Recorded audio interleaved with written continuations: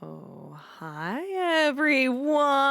Oh, what a treat. We have a Chaplin and a Walter. That's an even bigger treat. Let's go. We love when we can get a Walter on the stream. Pet We meet myself. again, Chet. Don't happen. Fantastic. Well, dang. Well, welcome everyone to our Tarantino movie tier list. Before we start getting into it, I have a couple of things to mention. First, I just want to mention, because I saw a couple people being like, wow, it's been a while since we've had one of these. It has been. And that's because we do these as incentives for meeting our sub goals. So last month we did meet our sub goal. So yay! If you want to see more of these, check out our sub goals. I think we're definitely going to make February. We had someone come in and drop a whole bunch of gift sub bombs. So I think we'll meet February's, but Oprah gift subbed. Oprah gift sub bombed. You get a sub. You get a sub. You get a sub. Exactly. Don't you mean a Tarantino? No, Wing Weaver, I don't mean that. Hold on, I'm going to find a boo on the soundboard for you. There we go. Oh, I don't know. I'm kind of in love with how awful that is. That was kind of beautiful. I brought a tear to my eye. That was so beautifully bad. Fantastic. Wonderful. Also, someone already mentioned this, but yes, we are only doing Tarantino directed movies because he also wrote another one, and we don't have fully directed, not seen, not guest directing. Right. Yeah, not guest directing. So yeah, no, we don't have not in Sin City, right? Yeah. Right. There's no Four Rooms. There's no Sin City. I'm sorry. I know some people are like, what? But we only have so much time, and we're going to have a hard time with this, I think. Because yeah, they're also terrible. I mean, is there a good one in the bunch? I don't know. No, it's bad movies. It's quite flip. We like all of these. Great D's. Yeah. Across the board. I have a feeling we're definitely going to have time to rank things within the tier as well, and not just have it be like S, A, B, C, and then leave it at that. I have a feeling we'll have some time to do that as well here. Because of that, though, we are going to have to grade a little bit on a curve, okay, chat? So don't get all pissy if one of the movies that you love ends up in B or C or something, okay? I really don't know if I can justify anything going to D. I'm not even on a curve. I don't know if I can justify anything going to a D, even on a curve. Walter, you'll be the one that can make it happen. There must be one. We'll talk about it. Let's talk about it. Okay. We will. Gosh darn it, movie. 10 movies, just like the toes on a pair of feet. Perfect. Chat, you're killing me with all the feet jokes right now. You're killing me. So I was just telling Doug and Walter this before we went live. I was surprised when I picked this. I was like, oh, there's not many movies, and I'm sure I've seen most of these. Oops, I hadn't seen half. I had to watch 5 Tarantino movies this weekend, and I don't think I have ever seen that many feet, that much Samuel Jackson, or heard the N-word so many times in my life. It was so I gotta much. say, for a while, I was kind of like, oh, the Tarantino foot thing, that's just a funny coincidence. But then when I saw Once Upon a Time in Hollywood, I'm like, no, there is no way this is a coincidence. I mean, that is just all over the place. He's doing it on purpose. He's playing into it now. I think he is, yeah. I think at that point, he caught on that everyone caught on, and then he just kind of leaned into it. Yes. Or that's what he's saying, at least.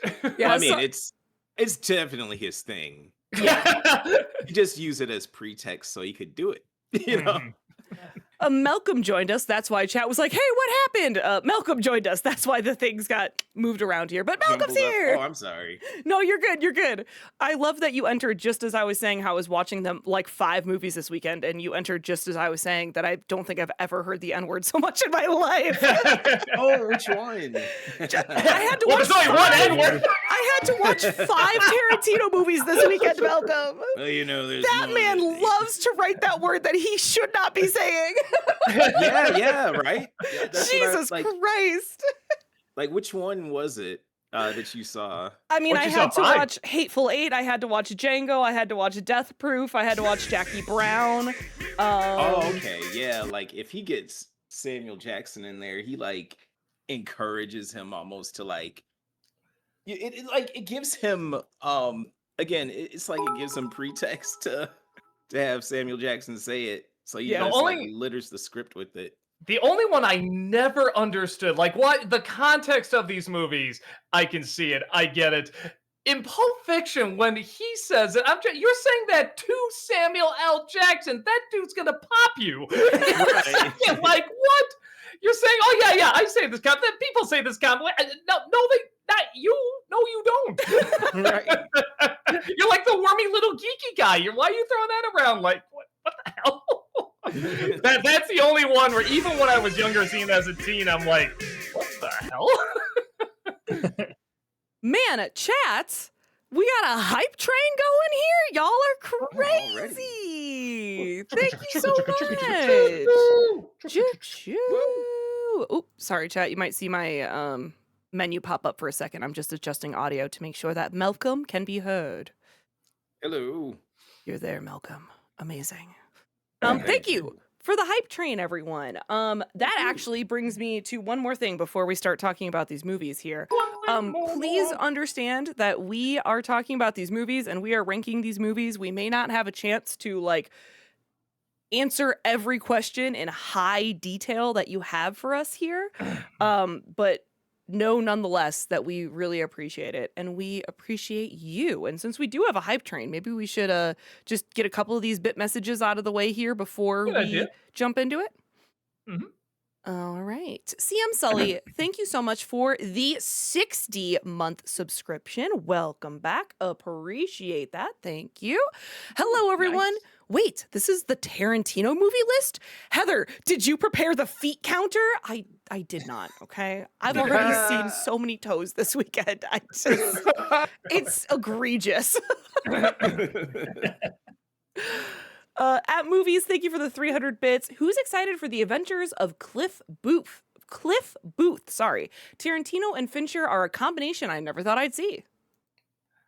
Boy, I didn't know about that one. I guess I am. I think that's Directing the it, yeah. sequel for Once Upon a Time in Hollywood. Oh, that's yeah. right. That's That's right. pretty- that's pretty Fincher good. is doing it. So who did Tarantino sign off on, or is he writing it, or? I think he's writing it, or they're taking it off from the book that he made, or something. Oh, okay, so it is based on a book or something. Okay, I didn't know that. I thought it was just No, something. Tarantino wrote a book after the movie came out about Cliff Booth, Really? I think. Huh, And I think okay. they're basing some of it off of the book. I don't know. Interesting. Okay. No, yeah, it's funny. I forgot about that, but I was like, oh, that's funny. It looks like Once Upon a Time in Hollywood sequel, and that's exactly what it was. So I'm like, oh, okay, yeah, I'm down for that. Lunatic Saga, thank you for the 300 bits. Hello, Doug, Heather, and Walter. And now Malcolm. Malcolm. Hello. Hello.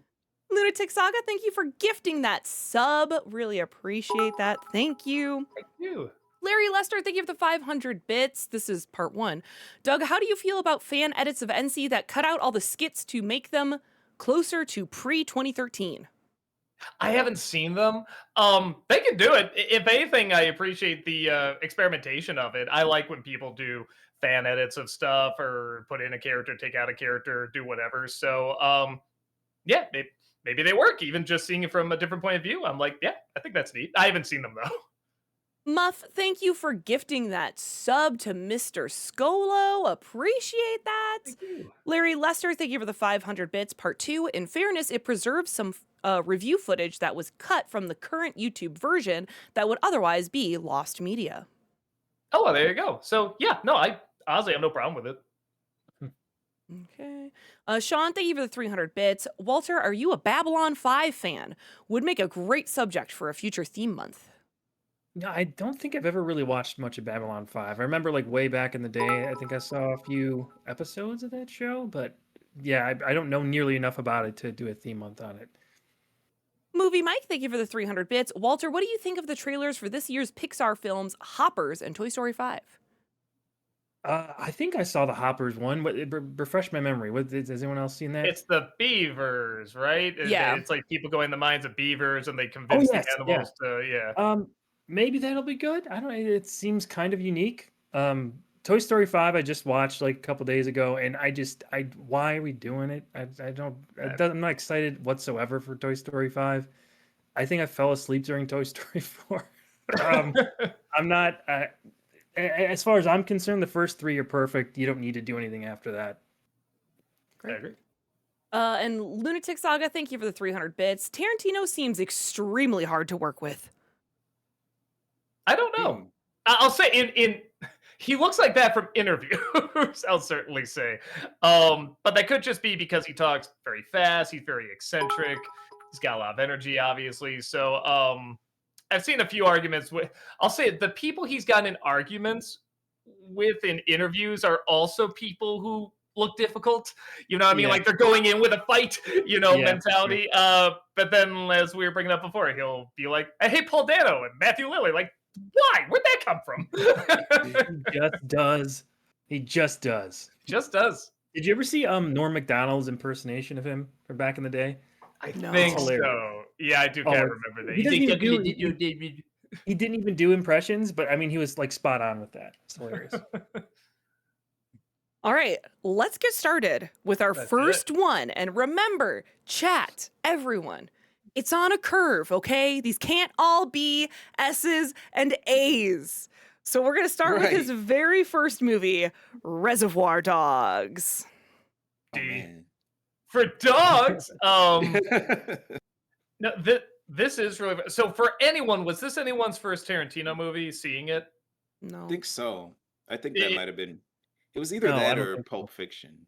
I think it was Pulp Fiction for me. yeah, it was definitely Pulp Fiction for me. I saw it. I was telling him here. I actually saw it for the first time maybe 6 years ago, mostly because my brother and all my friends were saying, "No, it's good. Just if you know Tarantino, you know his style, you know the formula. It's just kind of all that. It's stuff you've seen in all his other movies. It almost seems like somebody trying to imitate Tarantino, but it's before, he's done all these other movies. So it is good. It keeps your attention.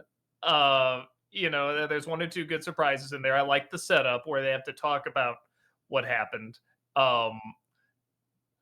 But it is very hard for me to watch it and not be like, oh, okay, so this is him doing this Tarantino thing. Oh, now he's doing this Tarantino thing. It just before it became this huge thing back then when it was more fresh, and now it's kind of common where I can watch Pulp Fiction, not necessarily think that, or Jackie Brown and all the others.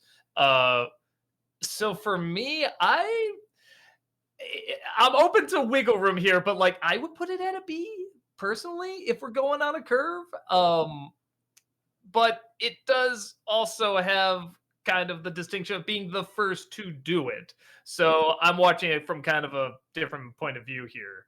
So yeah, that's why I was wondering if anyone saw this one first before all the others. Yeah, I think it actually was the third Tarantino film I ever saw. But I'm 100% with you, Doug. I would say I would put it in B on the curve, chat, okay? Don't be mad. On the curve. There's just so many other movies looking at this list that I personally loved and connected with more than Reservoir Dogs. I think of the ones I have seen, because like I said, I hadn't seen half before this weekend. Of the ones I have seen, Reservoir Dogs is the only one I haven't rewatched because I was just like, yeah, all right, that was good. I have no desire to see it again. It's one of the few I haven't rewatched either. I think this Death Proof and Hateful Eight, all the others I've watched again. Like I was excited to watch them again, but again, I wish I could go back in time and watch it, before he made all the other movies, because I do wonder what I would think of it. I bet I would like it a lot more if I, didn't have an awareness of all the films he was going to do after it. I would be interested to see it now because I was saying this before stream. I think it's been a solid like 25 years. No, that's a lie. I think it's been at least a solid 20 years. I saw it in high school, so at least had to have been 2005. So it's at least been 20 years since I saw it. So I'd be curious to see what current Heather has to think about Reservoir Dogs, It's a perfect high school movie. I'm actually shocked I didn't see it in high school because that is so like how every high school boy wanted to write their scripts and wanted to dress Definitely. and with the guns and yeah. everything. I mean, yeah, that was just very, very of that time. Yeah. For sure. I think I've seen this movie maybe 3 times. I did really, really like it when I first saw it. I know I saw Pulp Fiction. I may have seen another Tarantino movie before this one, but Reservoir Dogs I connected with a lot more because it was kind of a lower budget version of the movies I had seen of his before this. So just trying to make films at that time, Doug, you're right, absolutely. I'm like, oh, I gotta write this. Like, if you watch, like, if anyone has seen like the Infinity Trinity series I made a while back, there's a lot of Reservoir Dogs in the last few episodes of that series. People dressing in suits and looking cool and being gangsters and all that stuff. I do think, and so I haven't seen it in quite a while. It's been some years since I've sat down and watched that full movie, but there are a lot of scenes that still stick out to me. Michael Madsen cutting off the ear. I think was that Oh Tim yeah. Robbins, or I can't remember who exactly he was slicing up. But I know that scene. I mean, him dancing around and that song. That's synonymous Stuck with in the that middle. scene Yeah. in this movie. And just a lot of great performances. Steve Buscemi's great in that movie. Yeah. I can't remember who's the. I don't I think keep it's Tim wanting to say Robbins. Tim Robbins. Oh, It's Tim not Roth. Tim Roth. Tim Roth Yeah, is great isn't in it Tim that Roth? too. Yeah. Yeah, just the big cast who's great. It's one of those scenes when they're talking at breakfast and they're all just talking. It's a very Tarantino scene when they're all kind of just. It seems like they're talking about nothing, but there is a little bit of an undertone of danger about what's going to be happening with these characters. That doesn't always work in his movies, which we'll talk about later with one of them specifically. But I thought that scene was really well done and wasn't boring. And also, I don't think this movie's super long. I think it's like around 90 minutes, less than 2 hours, I think. Yeah, I think I looked it up and it was like an hour and a half because I thought maybe I'd have time to Yeah. get it or Hour rewatch in there. 39. Yeah, I mean, it's an hour 39. Harvey Keitel's awesome in this movie too. It moves really fast. Like there's great reveals in it. I really, when I think back about it, I still really like Reservoir Dogs, and I think it's still one of my more upper tier of the Tarantino movies. So I can't say it's S because of some of the other films that are on this list, but I put it solidly in A. So Okay. A for me with Okay. Reservoir Dogs. Malcolm? Oh, you Malcolm? might be muted. Cause Oh, there you are. sorry, yeah, there we are. Yeah, I was gonna say like Reservoir Dogs. Like at the time that I saw it, I was kind of going through a grindhouse spree. Like I watched that, and then I was watching some of Robert Rodriguez's films, Mm. and so I kind of fell in love with the genre. And Reservoir Dogs does hold a special place in my heart because of that, and just like working on a smaller budget. That like I like the time I saw it, I was like aware of the rest of his filmography. So similarly said earlier, I kind of wish that I don't know, I was able to see it without the knowledge of the rest of his library. Um, but I'd put it at B. I put it at B. Okay. It's just like it's so hard to like. It really is so hard to like. Yeah.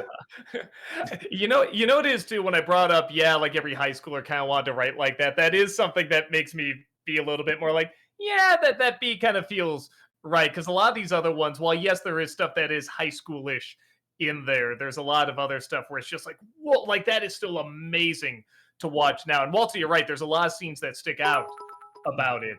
But in terms of like an amazing, whoa, moment or scene or something like that, I can't think of that many in there. But like they're good, they're really good. Mhm.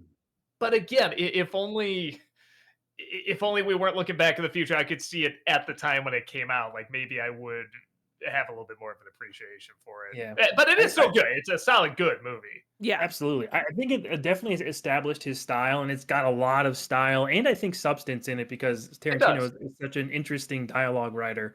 Mhm. And like I said before, there's a lot of great reveals in there. I think Harvey Keitel and Tim Roth are just fantastic together in that end scene. Mm-hmm. For sure. Yeah, you definitely got to respect the heck out of it for what it did for independent filmmaking at the time that it came out too. So you do got that. All right, next up is Pulp Fiction. I'm just going to place it here, chat, not because it's in D, but just so we can see what we're talking about, okay? Don't freak Man, people are out. gonna freak out. I just feel like we're starting to How lose some of dare it at the you. bottom there, you know? Some people that are just joining, you're just some people that join, they're gonna be like, what the? Right, who will absolutely destroy us.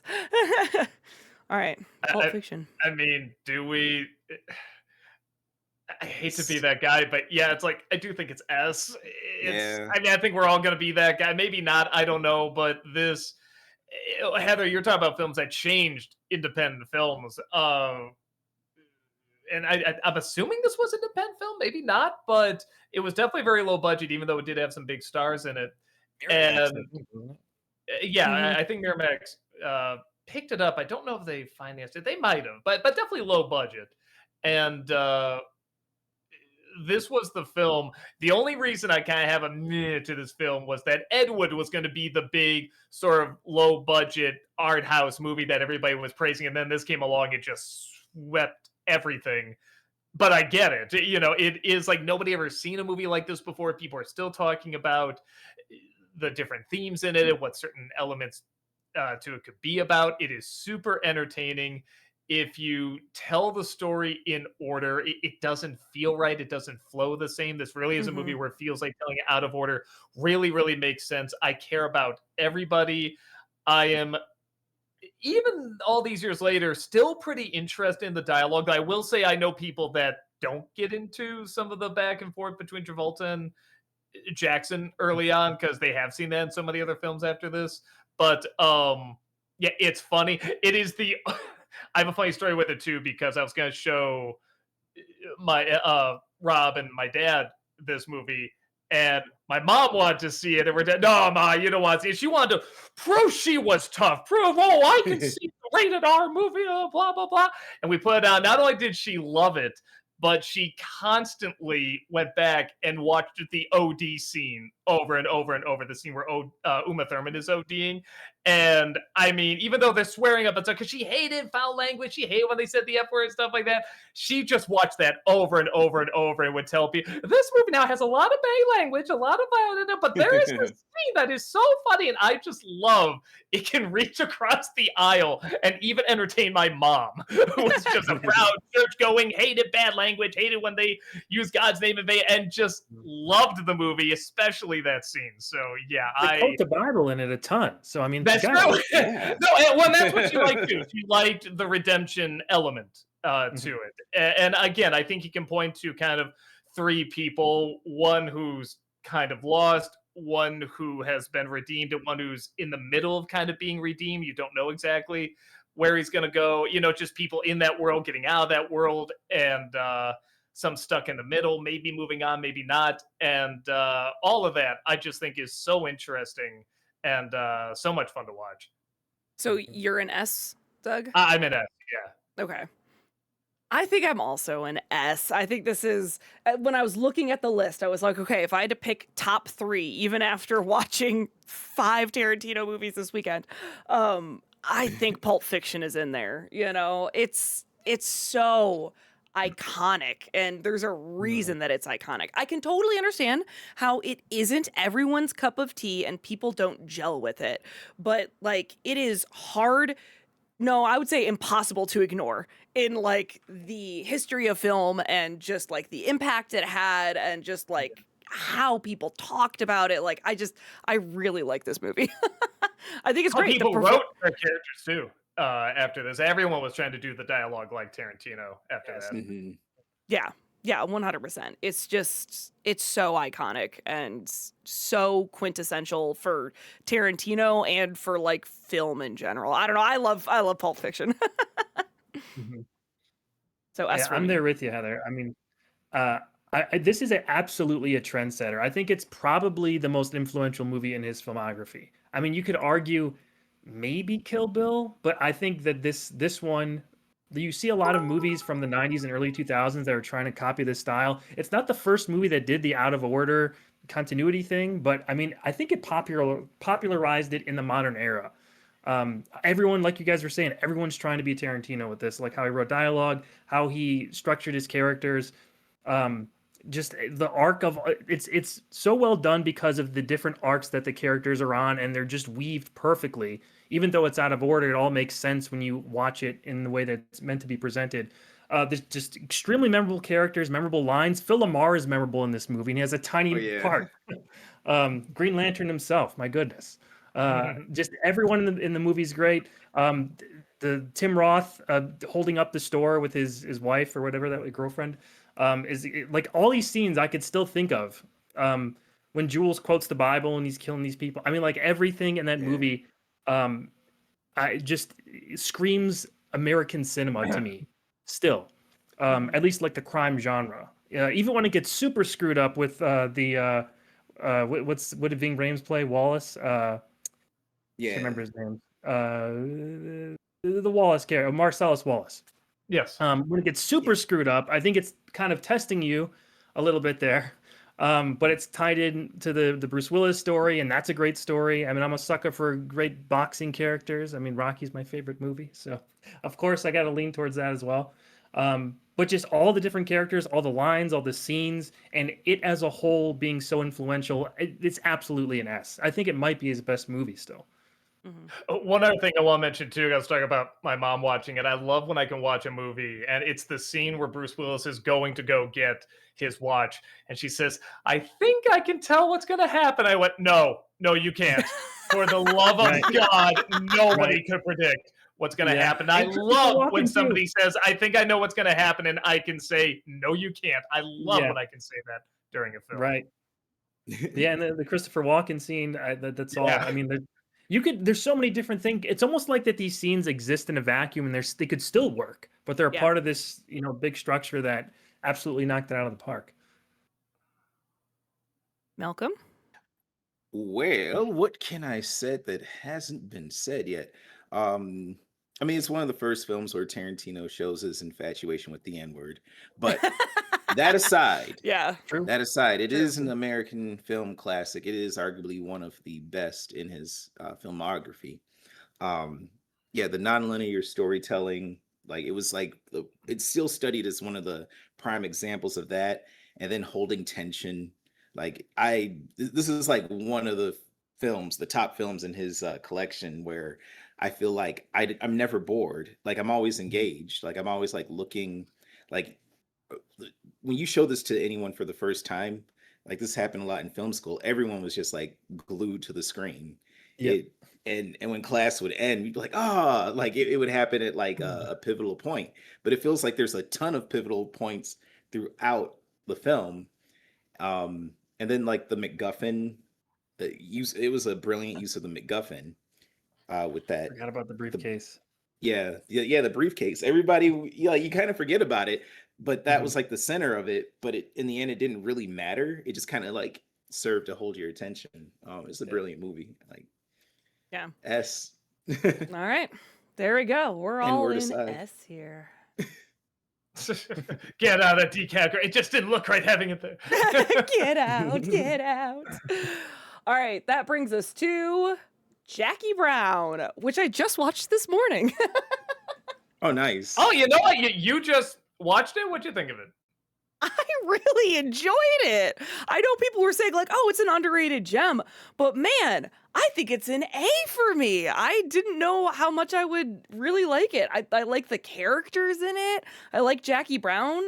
The whole story, like something. I mean, obviously Tarantino is Tarantino. Something's gonna go wrong when you get to that whole like third act with the last handoff. But it was just really fun to see how it all unfolded, and I thought the characters interacted really well and like had some great performances. The music was awesome as usual too, like how he weaved it into the story. So I really enjoyed it. It was an A for me. Yeah, absolute A for me. I think not enough people talk about it. In some sense, I can see why, because when you compare it to like Pulp Fiction or even Kill Bill, I mean, there's just more crazy stuff going on. But just the way it's laid out, the way it's structured, it does just keep your interest the whole time. And yeah, I can remember my heart racing at a lot of moments, just not knowing exactly what's going to happen. It's good at keeping tension. It kind of reminds me of like what White Lotus is doing now, where nothing's kind of going on, but something is going on. It just hasn't happened yet. It's like a ticking time bomb, but you don't know where the bomb is or what the bomb is. And I really, really enjoyed, just like I said, the overall pacing of it. The acting is great. It's another one of those movies where some scenes in any with any other filmmaker, it would probably feel like it would drag on, but because he knows how smart you are, he kind of plays with it. I think that whole bit with Samuel L. and Chris Tucker is so funny because it just keeps dragging on more and more. And there's a part of him that's like, How far can I go with this? How far can I actually trick this guy into like basically burying himself?" And even you as a viewer is kind of going, I mean, it has to be this, right? There's no way it can be anything else that that's the way the scene is going to end. And it's just so funny, but also kind of like hard to watch. Yeah, it's wonderful. And it's also one of those climaxes where the very, very last quote unquote action scene, if you want to call it that, it's just so quick and so brief. But man, just sitting in that dark and everything, like my heart was just pounding during that. I mean, just sitting in that dark room, just waiting for something to happen was really, really like, man, this is, like I said, nothing was going on, and yet my heart was racing. So where would you put it? A? Oh, A, definitely A, yeah. Okay. Walter? Yeah, it's been a while since I've seen this. So I this was one of the ones that was kind of on the outside of the main roster for him that I kind of waited a while to check out. I want to. It's been a while since I've seen it, but I mean it was just, there's still a gap between like my Tarantino phase and then watching this movie. But I'm kind of sad that I waited so long because it was great when I first saw it. Now again, it's been a while, so I don't remember all of like the plot details. There's not as many memorable scenes that I could pick out in my head, but I just remember how great the performances were. I remember Robert De Niro kind of playing against type in this movie a little bit, from what I remember. I love Michael Keaton. Pam Grier's great in it. I like the memory that sticks out to me is Robert Forster a lot. I just remember him being like a really cool, calm kind of character. And like the details of the plot are not like as close as they used to be.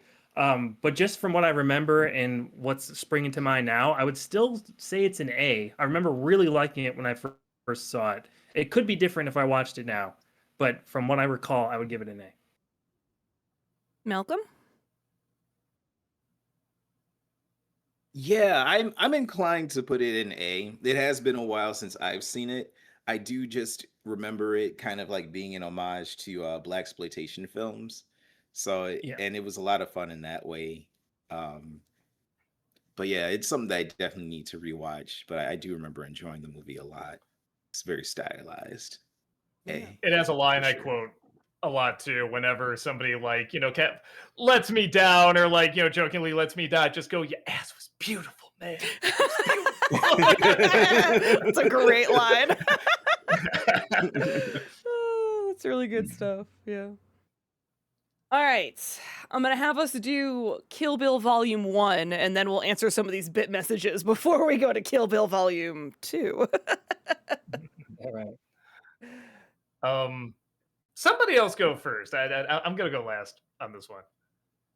Okay, I'll go first because I'm gonna not out myself on this one, but like it is hard for me to divorce my personal thoughts and experiences from Kill Bill, even though I know it's not his best movie. It's like an absolute S for me, because I was telling Doug and Walter this before we started stream, but my family didn't watch a lot of movies growing up. We just like didn't watch movies. But then in high school, I dated a guy who was like a huge film buff, and he was like, "You haven't seen so many movies. I can't wait to like just have movie nights with you."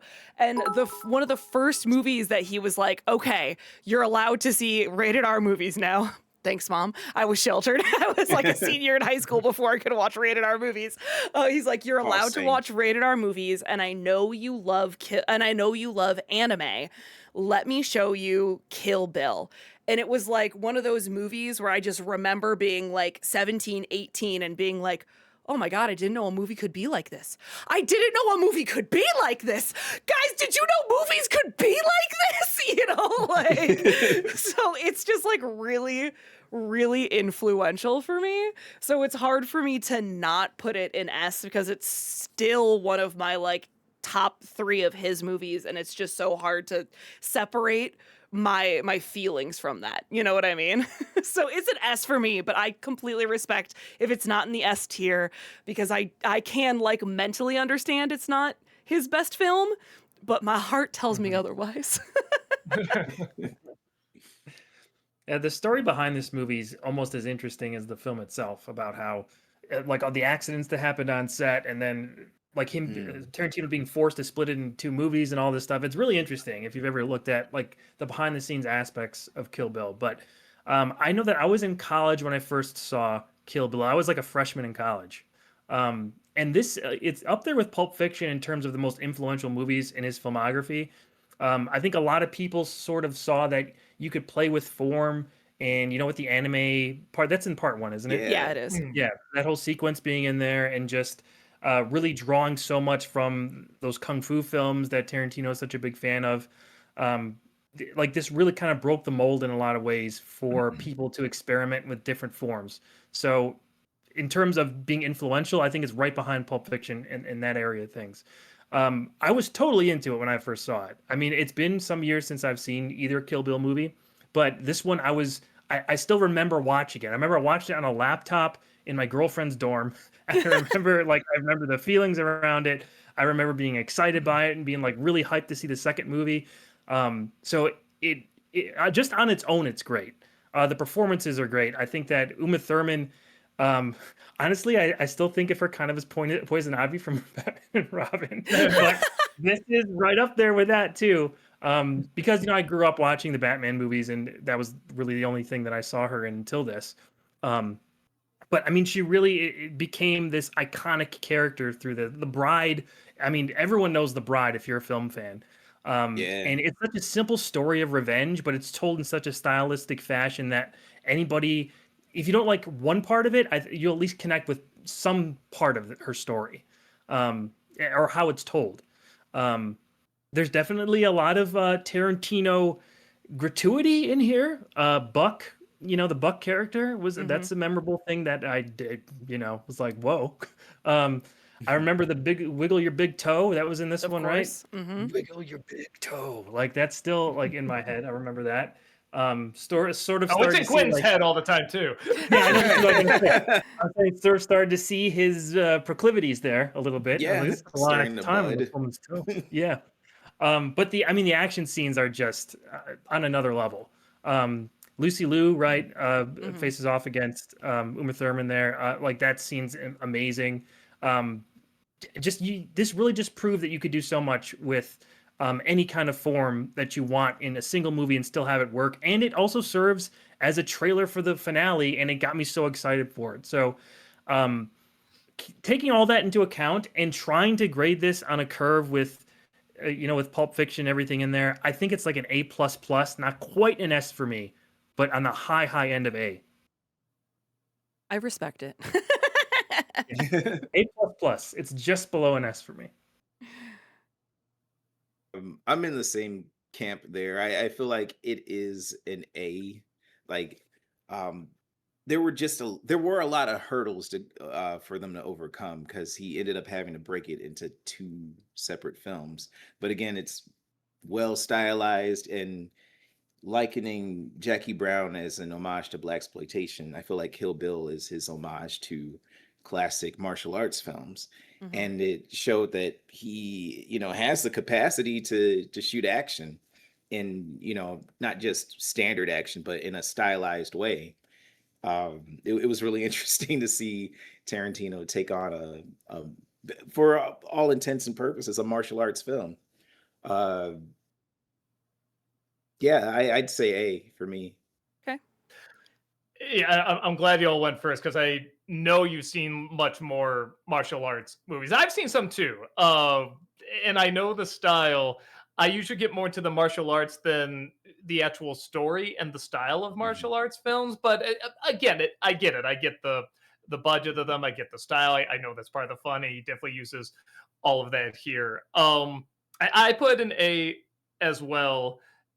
The influence is undeniable.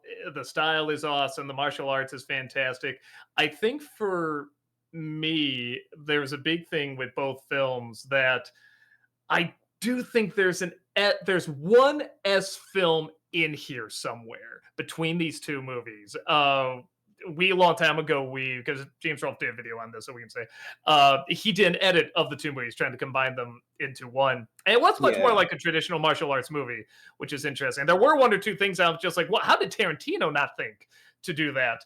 But it still wasn't that S tier movie that I was looking for. And there is a part of me that goes, "Yeah, some of this can be trimmed down." And because it is two movies, Uma Thurman is acting her ass off, because really in the first chunk of this movie, there's not a ton of character outside of Revenge. And then the second movie, they fill in all the gaps. They give you all the character and everything. So she is really working with very little in this first one. She is bringing so much personality to it outside of just, I want revenge. Like she really does have a very distinct personality that I feel like she brings. Um, but that does make it a little tricky to watch as a standalone film. Though it is good at building up what the second film is going to be too. So I always go nuts. I don't know. I'm wondering if anyone else has this issue. The guy, Charlie Brown, Oh like yeah. they give him that outfit. They only give him that outfit so they can call him Charlie Brown. I hate writing like that. It's like in Happy Gilmore where they dress the guy like Colonel Sanders so he can call him Colonel Sanders. Yeah, we all saw that. And then they're like, "Oh, we noticed something clever." No, you designed the person to look like that. So it's not clever. So, but that's not the only reason I'm putting it in A. But that's just like the one thing where I'm like, "Ooh, I hate that." But no, it is still a very, very solid movie. But I will admit, I'm coming at it from the point of view of someone that likes martial arts. I should say loves martial arts, likes martial arts films. There's only a handful I can say that I'm like, "Oh, those are great films," and the rest are kind of like guilty pleasures. You know what I mean? So yeah, I want to hear the people that I feel like are more engulfed in this genre than I am first. Cool. All right. Well, like I said, I understand why it's at the A. I get it. Fine. All right, let's look at a couple of these bit messages before we do Kill Bill Part 2, because then we're just breaking up some of the Kill Bill-ness. Movie Lover, thank you for the 300 bits. Walter, I know this will probably not happen, at least not for a long time, but if you were to consider another dive into a film studio's history, would you consider doing one called Paramarch? I was thinking of doing something called Paramonth, but yeah, Paramarch works too. There's a lot of history with Paramount, and that'd be really fun to do. Um, but I'm still doing a month-long theme thing this year, but it's not going to be on a studio. Maybe one day I would do a Paramount thing, because there's a lot of great history to dive into with like The Godfather and all. Like, there's a ton of movies to talk about in the history with those films. So Get to do all especially the Star Trek films, obviously. I could do all of them. You know what? I've never seen like most of the Star Trek films. I've seen like the new ones, but Star Trek is kind of one of my cultural Oh, blind really? Oh, spots. there's I some. used to watch Next Generation. What's up? I was gonna say there's some good ones in there. I think you'll like a Yeah, fair amount that's of what I've heard. Yeah, I used to watch Next Generation back in the day, but I like in terms of really getting into it. Like, I really would like to just watch the entire original series and all the movies. I would love to do that at some point. But if you ever seen The Offer, which is the behind the scenes series about The Godfather, it has like Miles Teller and some other big actors in it. Just they had all the stuff about Paramount, like in that is alone great. So maybe one day, maybe one of these years, I think it would be probably Paramount or Warner Brothers is one of the studios that I'd like to go back to. At Movies, thank you for the 300 bits. Fun fact, there was a crossover comic between Django Unchained and Zorro. I think I heard about that before. Whoa. Yeah, I haven't read it, but I remember hearing about that.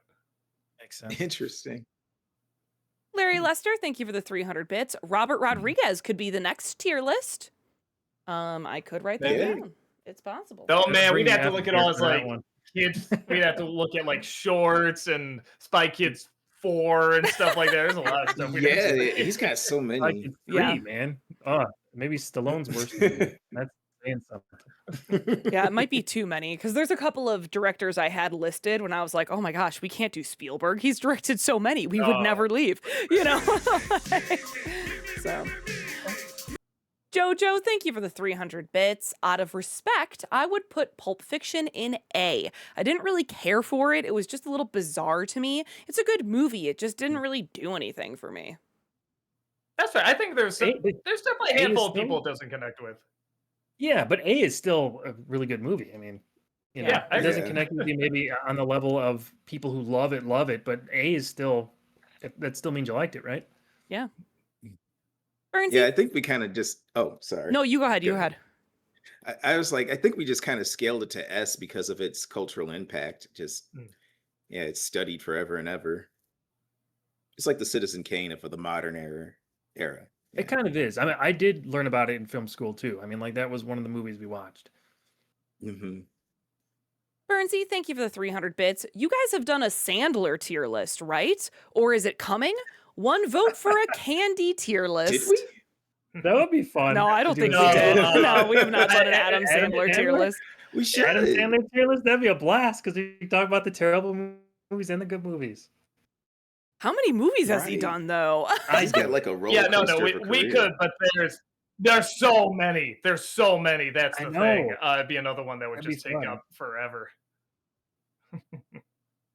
Lunatic Saga, thank you for the 300 bits. Question for Walter. Where would you rank Tarantino as a director? Ooh. I mean, I rank him.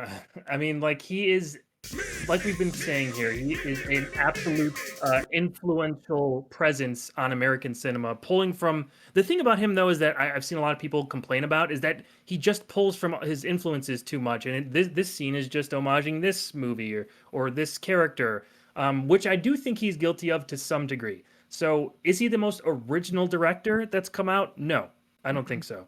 But in terms of his influence on the rest of how this country makes movies, I think that at least in the crime drama, he's got to be up there. He's got to be in the top five. Maybe not my personal favorites, but if we're talking as objectively as I can speak on it, I would have to put him up there. I would argue with what you're saying about reusing scenes from other movies and stuff like that. That's part of what makes him so unique because you've heard what people say that everybody's stealing from like five stories or something like that, and everyone's taking from what they were inspired by and everything. What I like about him is that you're talking about the MacGuffin in Pulp Fiction. There's literally a scene that rips directly from Psycho of the guy crossing the street with Marcella Wallace crossing the street. Uh, and to me, I like the fact that he's pretty much saying, "Oh, I'm not even going to hide it. I'll just say where this is from. This is why it's such a good scene. These moments can be reused and constructed in a way that now it's something almost completely different, and yet it's having the same effect." So I actually like. Well, as a Hateful Eight, I think he just uses the soundtrack from Exorcist 2. Like, why? Because he just wanted something that sounded like Exorcist 2, and he's like, Yeah, why pick anything else? And I kind of really respect him for that. I actually see that very much as he is very selfish in that respect, I will admit, but I think he's so good at it that it can restructure it in a different way. Yeah, I think because he's such a good writer, it kind of hides a lot of those what might be considered flaws with other directors. If he didn't have his talent with how he deals with his characters, then it would be more of a something that sticks out as something of a negative. But I could see your point there, Doug. Movie Mike, thank you for the 300 bits. Walter, in Invincible, who do you think gives the better performance? J.K. Simmons as Nolan or Steve Ewan as Mark? Oh, Stephen Nguyen, right? Yeah, Ewan. He's great. I mean, he has a lot of drama that he has to pull through with just his voice in that. My goodness. So like every episode, he's getting the living crap kicked out of him, and then someone dies and he cries for 10 minutes. But I think J.K. Simmons is maybe a little bit more iconic there, just as Omni-Man, and because he plays a villain, he plays a very authentic seeming father and husband, and hero, and also goes completely the other way with that, and then regretting his actions. And like he has, and he's just great. So he could really handle all that. I think the mustache does a lot of heavy lifting for him, though. So I don't know. Oh yeah. I love the way you put that because that is very true. Yeah, I'd go with J.K. Simmons though. It's very fatherly. It's a fatherly mustache. Yeah. Yes, it is. It is. I feel like we could chalk that up to J.K. Simmons just being more experienced as a voice actor. Because I'm not sure if Stephen Ewan did a lot of voice acting. Like, he's more of an on-camera actor. Yeah. Yeah. He's still great. I'm not downplaying. Oh yeah, Like I love him in the show. Mm-hmm. Mhm. Climmer, thank you for that 59-month subscription. Welcome back. Appreciate that. Hey, Doug, for next Disney December, would you consider watching Hey, Hawkeye for Christmas? I'll see, because yeah, I'm doing Avengers month right now, and it's always a reminder of I really should watch that damn Hawkeye show, especially because it is a Christmas show, and I love Christmas shows. So yeah, I really should. JT, thank you for the 9-month subscription. Welcome back. Appreciate that. I still wonder what his 10th and supposedly final film will be. Still It's not about deciding. critics anymore. Well, Yeah, it's not the critic. there's Well, his no. chance to have his go at us. Not that we're really giving him much bad lip here, are we? Bubble Bass the movie. It's gonna be There you fantastic. Yeah. Wonderful. Maybe he'll still write that though, and someone else can direct it. Maybe. There you go. All right, we're all caught up now, so let's talk about more Kill Bill. Kill Bill Volume 2. Huh. I feel like it could just. You made it sound, so go ahead.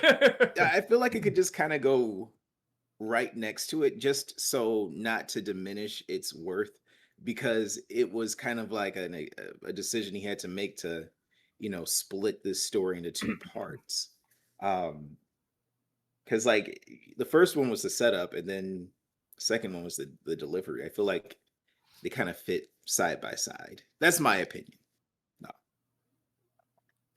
Oh, go ahead. I would put it in A as well. Like, I think objectively, it's technically the better film than Kill Bill Volume 1, just because you do have more character written into it and not as much like action and trope. But Kill Bill is still an S for me versus an A. But Volume 2, I think, is objectively a better movie. It's still an A, though. Oh. Because you get all the context, you get the full context. You do, Mhm. you do. That's why, like, I have a complicated relationship with Kill Bill Volume 2. No, I don't. I enjoy it. It's very good. Just like I said, Kill Bill was so, like, influential on me as, like, a movie viewer that it's hard to be like, Hmm. and that one is good too, I guess. I don't know. Right. It's fine. Yeah. I actually do enjoy this one more than the first, and I would put it at S tier, except for one thing, and it's such a funny problem because it's so rare. I say this about a movie. It really did need more action, and I actually don't mind holding off on the action, but without going too much into spoilers, when she gets to Bill and they do something else, that is fine. In fact, I love all of that. I feel like it is building up one last major battle at the end. And there's technically a fight, but it's super, super quick. And a part of me goes, well, he's up there. I can kind of see, but you either had to do some sort of big fight and lean into it, have an obvious stunt double there, like, come on, are we a corny martial arts movie? Aren't we? Like, go along with it. Or at the very least, build up that the moves they're going to do have to be so precise that everything is shot in super, super slow motion. And maybe you're like seeing in those moments just that slight turn this way. Oh, no, that's going to hurt that person. But wait, now they're turning around this way. Like, really make that a climax that counts. Like, really, really pull that out, because we had to wait a long time with very little action, where the first film is almost nothing but action. And I thought that was very, very unbalanced. For a film that talks about balance a lot, I thought that was super, super unbalanced. But everything else with the characters, for the most part, there's one or two scenes that could be trimmed, but everything else in terms of the backstory and developing them and the chemistry and the way they work off each other, I really loved, and I really, really ate up. It really is one of those things where I probably put in S tier. It need to be a little bit more of a martial arts movie. It need to have a little bit more martial arts in it. Yeah. Piggybacking off of that, maybe that is why I like the first one so much more. Yeah. When I first saw Volume 2, I was really let down. And I couldn't quite put my finger on why I didn't think that this was a satisfying finale, because there is great character stuff in it. You get this stuff with Daryl Hannah in this, with Michael Madsen, which is all interesting and like well done. Maybe it's the ending that, like you're saying, Doug, it's building up to one big final fight, and we just get the Fiduki Wakiwomi thing that they do, Hmm. and that's it. So I don't know. I feel like that there's from what I remember that there's something kind of missing there.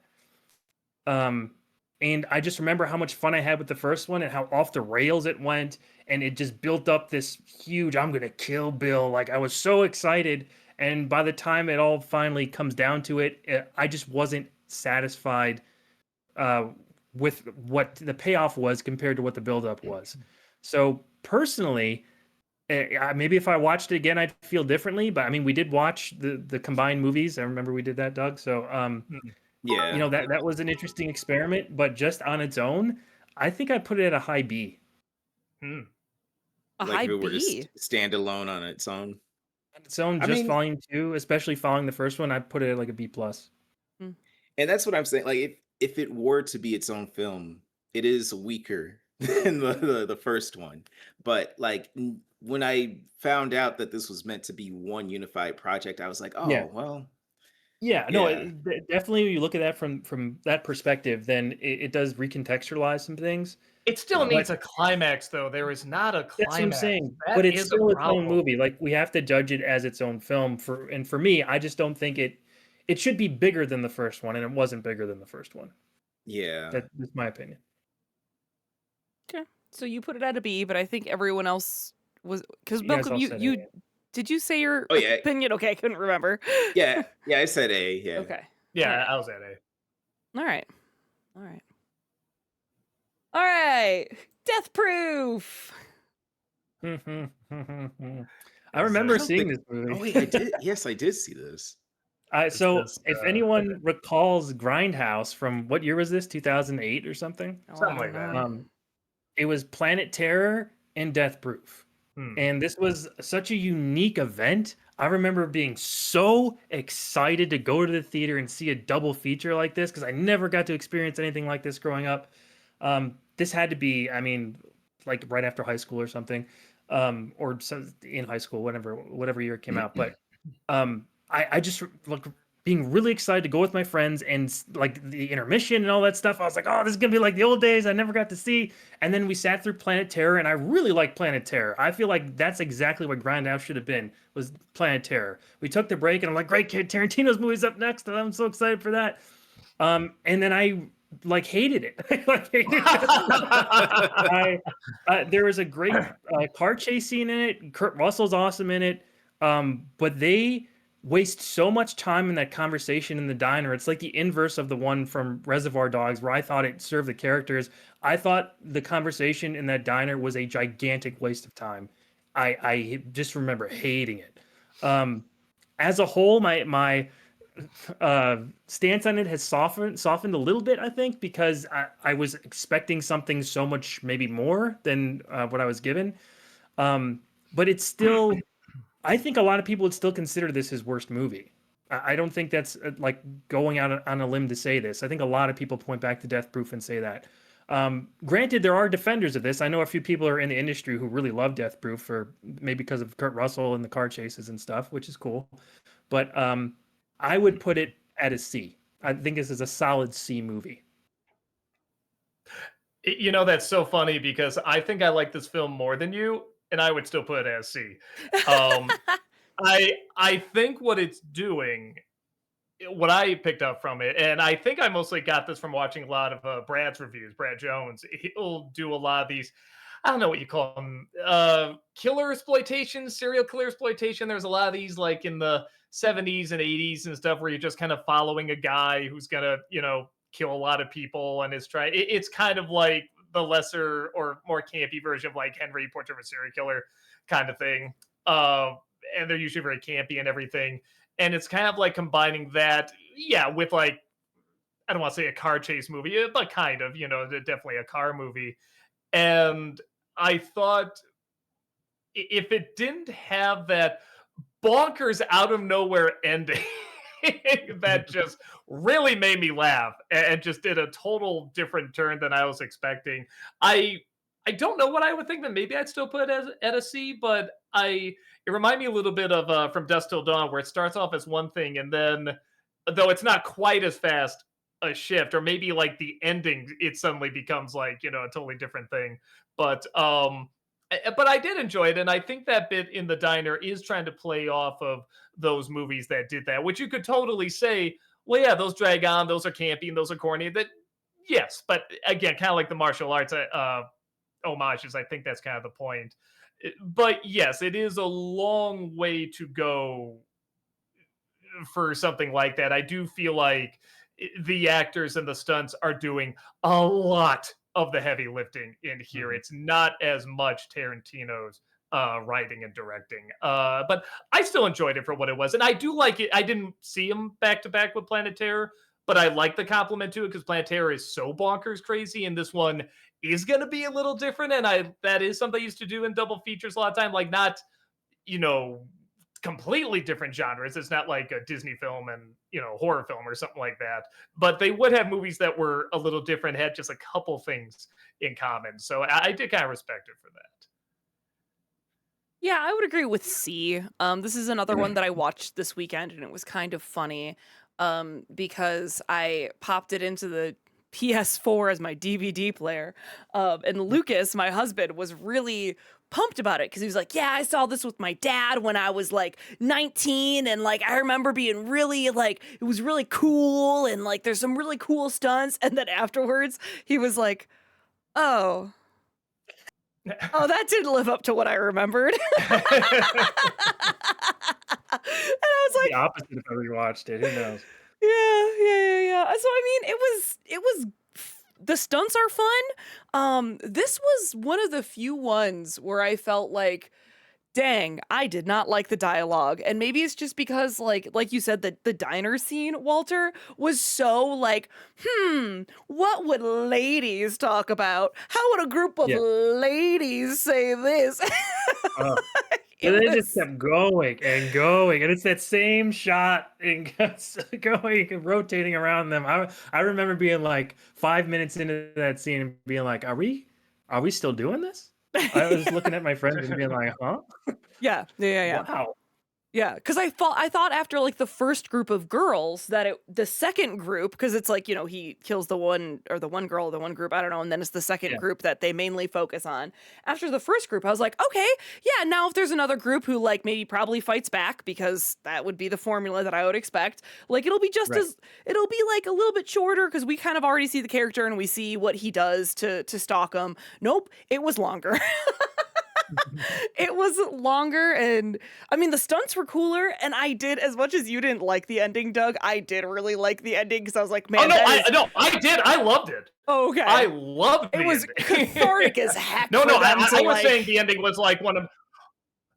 Oh yeah, no. yeah. I'm sorry, I didn't know that came across as did not. No, I loved it. I thought that ending was great. Okay. It was so not at least not the direction in that way I thought it was gonna go. And I laughed so hard, especially that I think like don't they end on like a freeze frame and stuff like that too? Like no, Yes.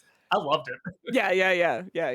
Yeah. So I mean, it was fun and the stunts were good, but I feel like it, like you said earlier, definitely wasn't because of his directing and writing, more for the stunts. And like, man, I think what Zoe Bell, she is a crazy stunt woman. She is so good. What the heck? Yeah. Oh my She's the one on gosh. the roof On of the the car, hood. right? Are, Yes. Yeah, Wow. no, it's Dang. crazy. She, Oh she yeah, the did the hood. I'm sorry. stunts for Uma Thurman and Kill Bill, right? I think so. I think so. I think I Yeah. remember hearing that.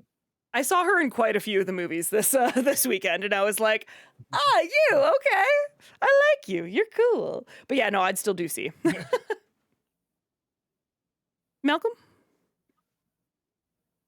Honestly, C is where I'm at. I just remember, like, I vaguely remember the film. Like, I rented this double feature because I was more so interested in the fake trailers that I didn't realize were fake Yeah. trailers at the time. And Um, I thought it included Well, those and as then they well. reveal to not be fake. Didn't Right, they? right. Then they came out to not be fake. Because I was much more interested in Machete and Hobo with a Shotgun. But Shit. yeah, I started this film and it was not my cup of tea.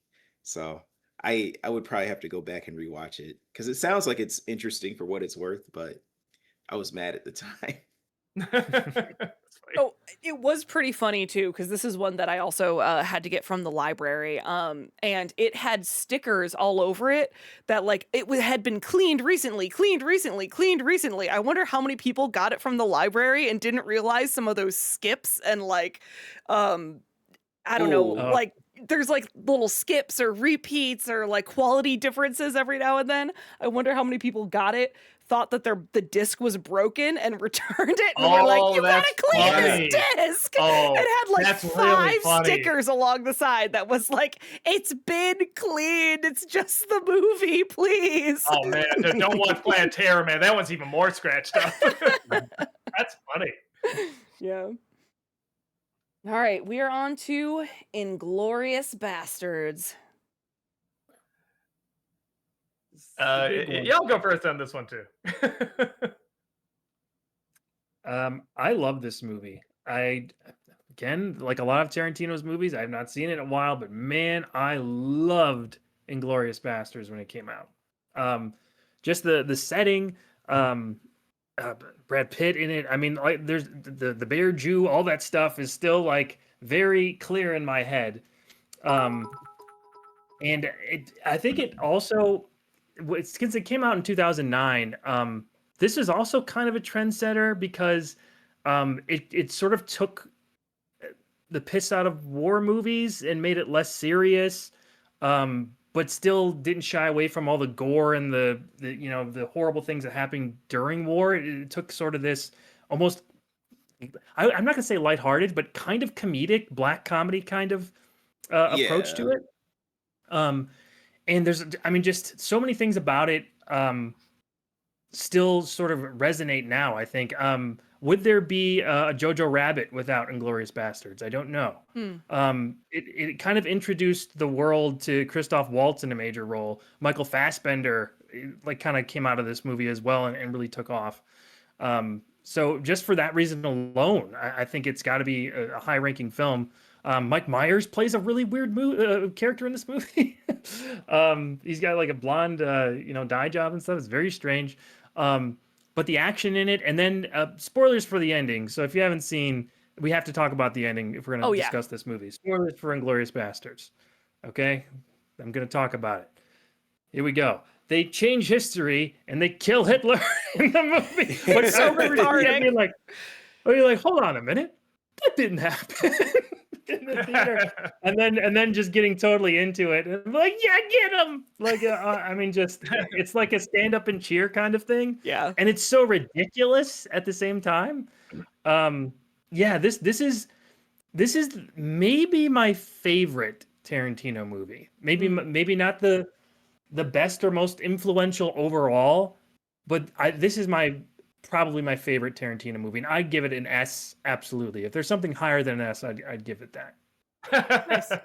I feel like I'm with Inglorious Bastards where you were, Walter, with Kill Bill. Where like it's an A for me, but it's like A plus plus plus plus plus. Like it's not my top 3 of his favorite films, but it's the 4th one.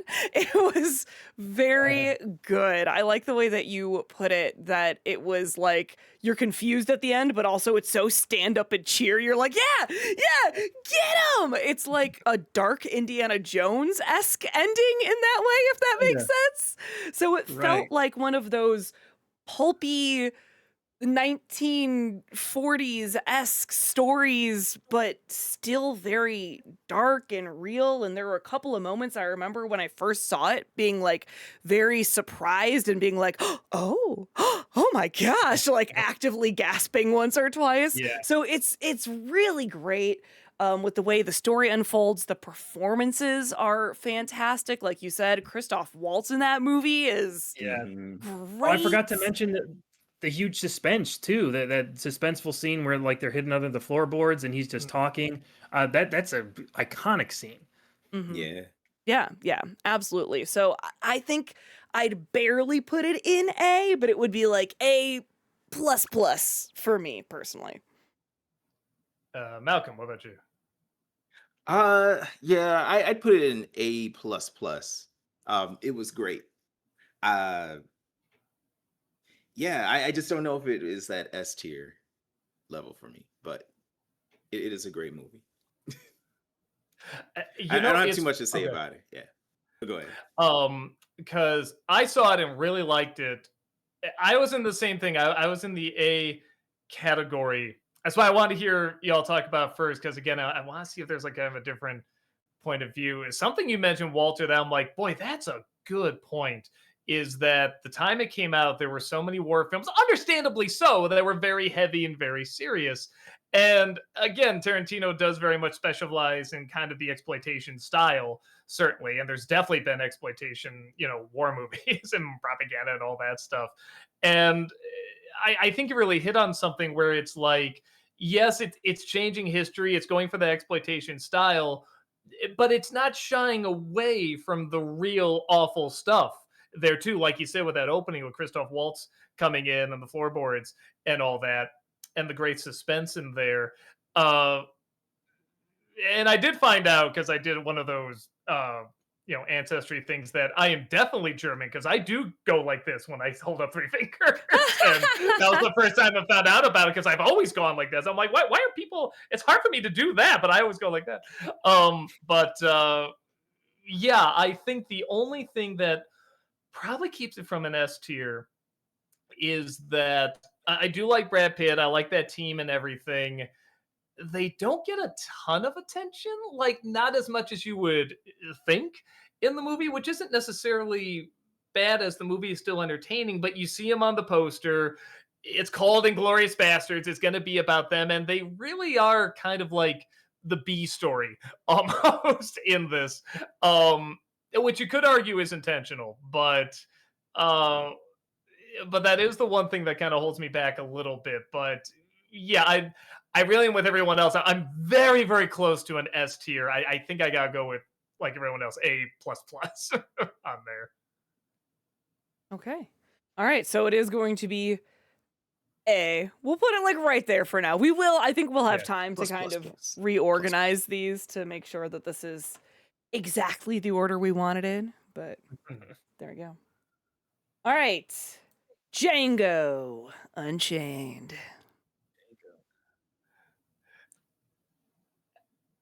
I mean, for me, this is like it's a toss up between this and Once Upon a Time in Hollywood. That's my absolute favorite Tarantino. I love this one, and I wasn't even one that was like, ooh, I'm excited to see this. I'm like, oh, Tarantino's got a new movie. Okay. It's kind of a Western. All right. And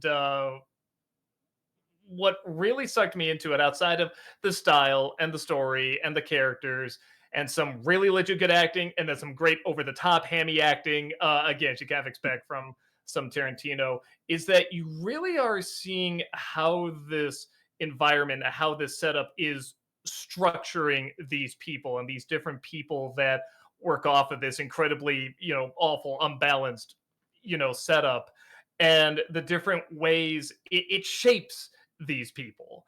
And you got one end of the spectrum with like DiCaprio, and you got the other end with Fox there, and they see people kind of exploiting it, like Samuel Jackson's character. I really like the scene where it sounds weird, but where Fox is being just so mean to these people that yelling to the slaves that move faster, what you say, and stuff like that, which is so hard to watch. But you know why he's doing it. He's doing it to get his wife back. You see the terrible things they're doing to her and everything, and I feel like you do question in this, like, yeah, well, how far would you go? What would you do?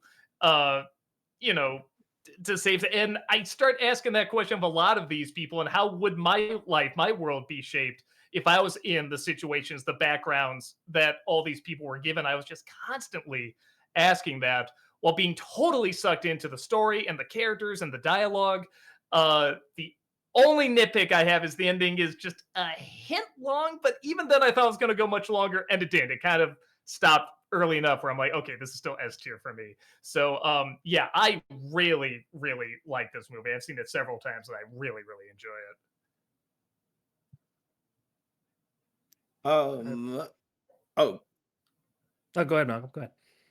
I was gonna say, like, I do. What I like about this film is how it kind of like turns like the period piece slave movie genre on its head. Um, it it creates like it turns into like a spaghetti western. Um, Not too unlike Inglorious Bastards.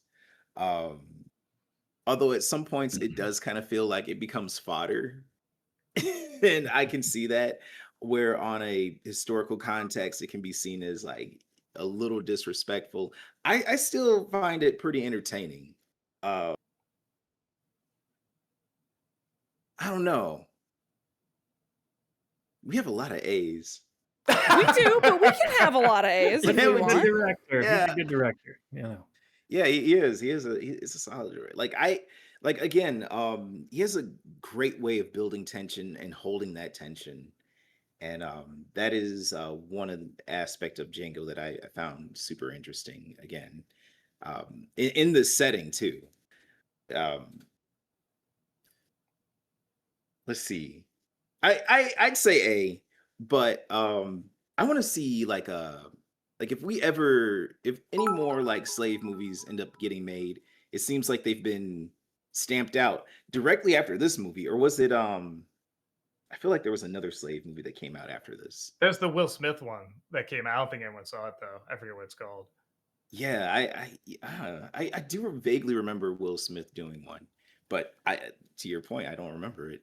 Um, yeah, I want to see a horror movie about slavery. What would that look like? Ooh. Anyway, Oh, I Annabelle. digress. Yeah, I digress. It wasn't Yeah. good. I'm sure there's a good one out there, but that was Right. not a good one. Are you talking about 12 Years a Slave, Malcolm? Was that the most recent? It doesn't Or have. that didn't star Will Smith. No, No, it's not in it. No, but that was definitely a popular one. But boy, both you and Walter Nelson with Inglorious Bastards and Django is that they both came out. I didn't even think about this around the time when a lot of these types of movies were coming out, and he's going to do something Mhm. that's just so different. I don't even really connect them to those movies. Like I see Django kind Right. of like a Western, and you're like, you're right. There were a lot of slave movies coming out, and this isn't one of those. And even like Inglorious Bastards. Again, it's technically a war movie, but I wasn't seeing it as that. I was again seeing it as kind of like a spaghetti western. Just happens to be set in a war. Right. But of course, it's a Right. war movie. So I never even thought about that they are coming out when a lot of these movies are coming out. But his are so stylistically different. I don't even necessarily connect them to it. And that's why I appreciate Django. Django I have a complicated relationship with. It's like a love-hate relationship because it's like it took all those slave movies. Like I was getting so tired of these slave movies where it's just like, oh, it's torture porn, you know. Yeah. And then Django, like it's still torture porn, but it's like cartoonish, and then it's actually the oppressed one, the underdog that gets to like you know be the superhero in this world. So um yeah, I give it an A. And yeah, and my digression like still stands. I want to see a horror movie that's a slave movie. idea, Like, Malcolm. what would that look like? There's gotta be like I don't think so. Annabelle is one. Annabelle is one. Oh, It's not good. Antebellum. Oh no, It's not that good. saddens me. Yeah. No, but there's got to be another one. There has to be. I feel It like. has to be. If not, Tarantino will get on it. Right. Yeah, Okay. that'll be his 10th. So Malcolm, you're an A. Doug, you were an S, right? Yeah. All right. Yeah. Walter? So I mean, I remember first seeing this in theaters and everything, and I really, really liked it. Great action. Even underscoring that, it absolutely has those themes of slavery and everything. It's a giant part of the whole story. And I do remember, Malcolm, there being a lot of slavery movies at that time, a lot of like Oscar bait Yeah. slavery movies. There were. But I like Django because it kind of, just like we talked about with Inglourious Basterds, kind of turned that genre that was there on its head and really put a character like Django at front and center, just doling out justice Yeah. and revenge at the same time, which is great. Jamie Foxx is awesome in this movie. I think that Leonardo DiCaprio plays it's one of his best performances, I think. Oh my gosh, it was honestly. wild. He's just dripping with sleaze in this film. Yeah. And it created that meme that people still use from this movie. So, I mean, if for nothing else, we have to make sure that it gets points for that. All right, I want to make sure I'm not confusing the memes. This isn't him holding the champagne glass because No, that's from no, Great that's Great Gatsby. Gatsby. What, Yeah. what's the other one? What's I don't think I know the other one. It's just a picture when he's like laughing or something. I don't Okay. think it's a GIF or anything like that. Hmm. But people like put like sunglasses and a whole bunch of other stuff on there. Mhm. Yeah, I've seen him when they made him fat and everything. I mean, like they use it all the time that I've seen. Mm.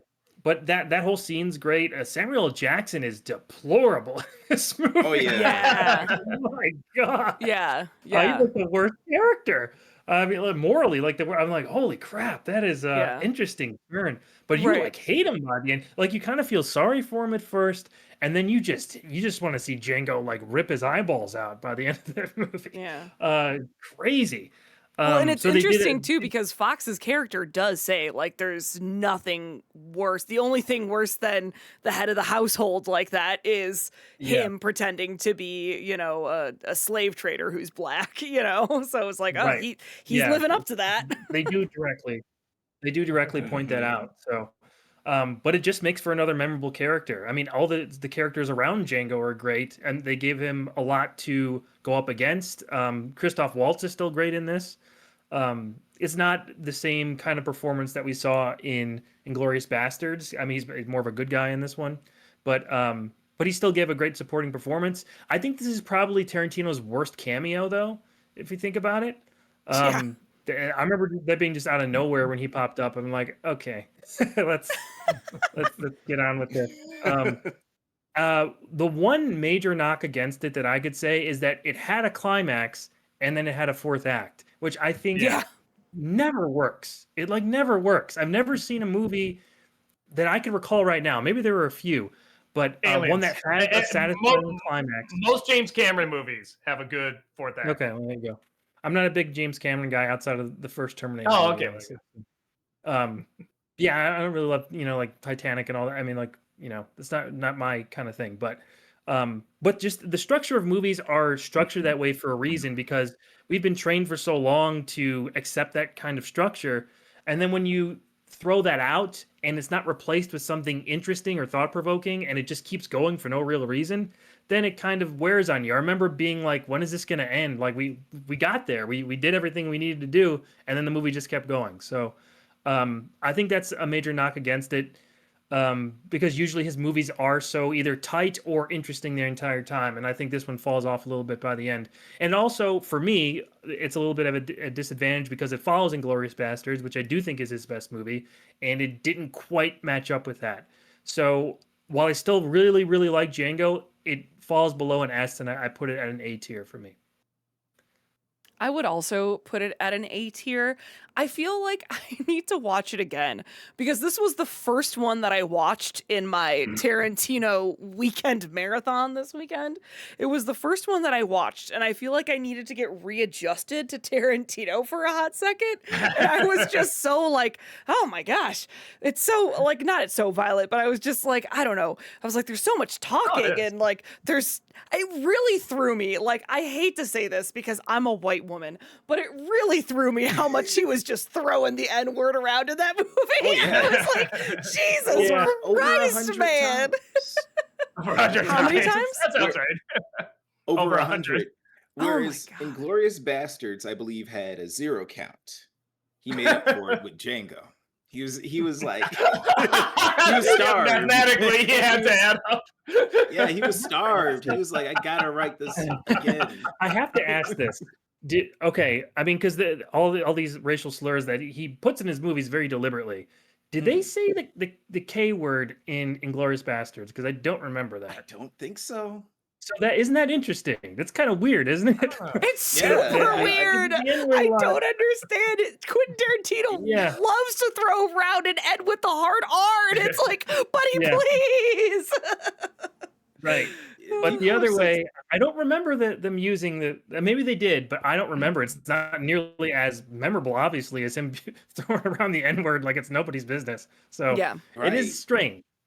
Yeah. Well, and I do remember, I think DiCaprio even had a hard time like Yeah. doing that remember that. until someone, I can't remember who, but someone like yelled at him and was like, you're gonna do it. Like, this is the way it's written, do it. But yeah, no, anyway, outside of that, I feel like I just need to watch it again because I had to like readjust to seeing a Tarantino movie again. It was just like it was good. I enjoyed it. It was still an A, but I definitely thought it didn't live up to the hype that I felt like people hyped it up for me, and maybe that's what it was. That like I have had like 10 years of hype for this movie of people being like, Django's like literally one of the best Tarantino movies. You're gonna love it. Like it's gonna be amazing. And I was all hyped. And I'm like, yeah, I'm gonna start with the best one. I'm gonna start with Django. Let's go. Oh yeah, that was good. you know, I also Right. kind of felt like for this one in particular, I don't know what it is, and that's what makes it hard. I don't know how to describe or explain what felt off about it. But it almost felt like he was trying to be too clever in the Mm. way that it was that like Schultz needed to make this so much more complicated than it needed to be for them to go get Broomhilda. And I'm like, this is so like, oh, aren't we so clever? Look at what we're doing. Woo, we're so clever. Look at us. We're smart little boys. You know, it's like, I don't know. It's not bad. I really enjoyed It it, was but a bloated plot. Yeah. yeah, I just feel like maybe people just hyped it up too much in my head, or too many people hyped it up that I was like really expecting something that was going to be an absolute masterpiece, and it didn't live up to that in my head. But it's still an A. It's still an A. I enjoyed it. I had Yeah. a great time. My Oh, yeah. mother-in-law was popping in and out as I was watching it, and she was like, I gotta watch this. I gotta watch this. What are you watching? Django? Where is that? It was one of the only ones that was available on streaming service. It's on Hulu, chat. If you want to watch it, it's on Hulu right now. So yeah, it's still an A. It's still an A, okay? But something just It's a like fun didn't movie. Yeah. click with me the way that some of his other films clicked with me. So Fair enough. we'll get it an A. I definitely agree with. I think we all brought up with the fourth act there, because when you brought that up, Walter, because I remember thinking, well, we don't need this, but then it's like, well, it's wrapped up quick after there's not too much more after that. I thought, well, maybe Jackson's little, evil plan explained all that when he's got him hung up upside down and everything. But when you said that, like, yeah, why couldn't we just end there? I was kind of thinking back, I'm like, yeah, you really could have. You really could have just stopped there. I That felt it last when I was little bit. watching it. Yeah. I felt it too, but it wrapped up so quickly it didn't bother me. But when you said that, I'm like, yeah, there really is no reason to keep going aside from Samuel Jackson's little speech there. Again, just showing more and more what kind of a character he is. That is a really good point. It is just not needed. Mm-hmm. All right, we are on to the Hateful Eight. Now, speaking of Oh, not needed. I did not see this. You go film. ahead, Doug. I wanted Go to see ahead. it. So I'll just tell the story before getting into it. So I saw this movie a little bit after it came out. I didn't see it on the big screen sale, and I could have seen it with the special, whatever the what do they call it, the Panavision widescreen that they actually had at Music Box. Timing, Oh. indeed. But I didn't. So I saw it at home, and I heard very mixed things about it. I've Whoa, tried. hype train. Woo! Hype train. Thanks, Chad. I found I really, really enjoyed this movie until it got to the last 45 minutes, I think, where it's all a flashback to what happened beforehand, which is completely unnecessary. And maybe that's why I didn't mind the fourth act in Django Unchained, because this exists. I mean, it is entirely pointless.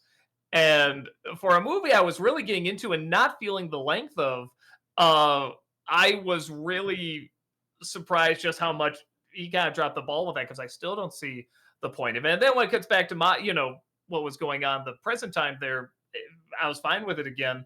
But with that said, I brought up a flashback, and Walter was like, "Oh, you mean the flashback with Samuel L. Jackson?" I, for some reason, completely erased this scene from my mind to where they were when Walter and Heather were talking about. I'm like, "What?" And I looked it up. I'm like, for whatever reason, I don't remember this scene, which is probably the most famous scene in the movie, because how can anybody forget it? I don't know why I did. I must have just repressed it for whatever reason. So maybe the movie wasn't doing as good a job as I thought, because I must have just blanked out or something, because I feel like I would remember that scene. So I guess that all that added up, even though the stuff I like in it, I really love, I probably have to put it at a B because that's just a few too many things that add up. Again, still really, really good movie.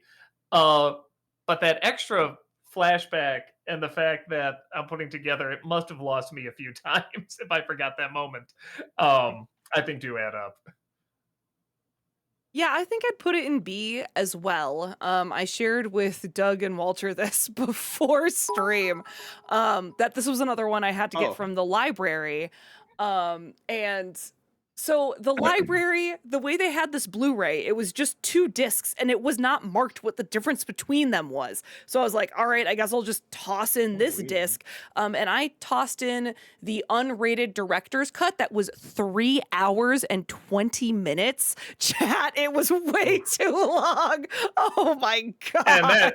that's already a long It movie, a was movie that does not over need to be this long. 3 hours. I watched 3 it on hours. Saturday. I started it at 9 a.m. and I paused it because it's broken up into like some convenient chunks. So I would pause it and then go start my laundry or something. I was still watching it at 1:30 in the afternoon. And I was like, when is this gonna end? But it's not, again, Wow. it's not bad. None of these are like bad I'm movies. so sorry you had to go through that. It That's was awful. still good, and that's on me. I'm not going to rate the movie lower because I didn't realize that I chose the movie version that was over 3 hours. That's on me, all right? I'm not going to, rank the movie lower for that because that was my fault, not the movies. They thought I knew what I was in for. I did not know what I was in for. But this was not what I was expecting at all from this movie. I don't remember any of the advertising for it, but after having watched Django literally the day before, I thought it was going to be a lot more similar to that, like a lot more violence, a lot more, and there is violence in this movie. Obviously, it's a Tarantino film, but it wasn't so front and center as it was in Django. It felt less to me like a Western and more like a locked room murder mystery film because we spend so much time in that cabin just trying to figure out who's who and what's going on.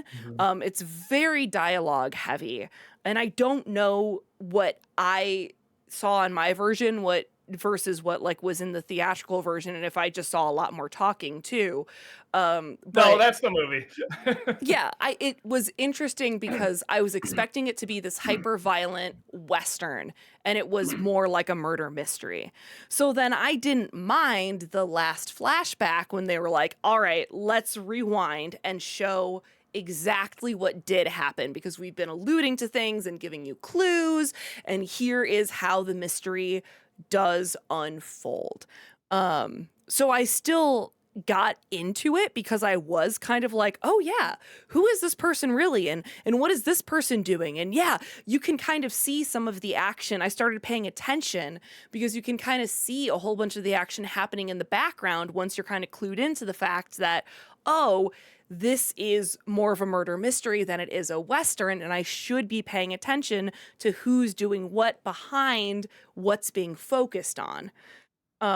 So I was intrigued by that, but I definitely needed to take the breaks because it is long and it feels long. So it's still a B for me though. Yeah, I saw this in theaters when it came out. I remember being really excited about it. I saw it in IMAX. They were really pushing that in the advertisements. It was all about see it on the biggest screen possible. I think they had some special screenings where it's in 70 millimeter or something like that. Yeah, Music Box said that. Yeah, so I just saw it in standard IMAX. And I know a lot of the movie, most of the movie, takes place in that cabin, but I still think it's probably his best looking movie because the shots that he gets in this, through the flashbacks and all of the winter shots with a lot of the Samuel Jackson flashback, just looks amazing. So for that, just the visuals, it's incredible. I do think that, to your point, Heather, I think Ryan Johnson probably watched this a few times before he made Knives Out because it definitely reminds me of that at this point because Knives Out is more of a franchise now, and this was a one-off thing from Tarantino. And I know that this genre was around way before The Hateful Eight, but a lot of the structure of that movie really feels like it's in the Knives Out series to me.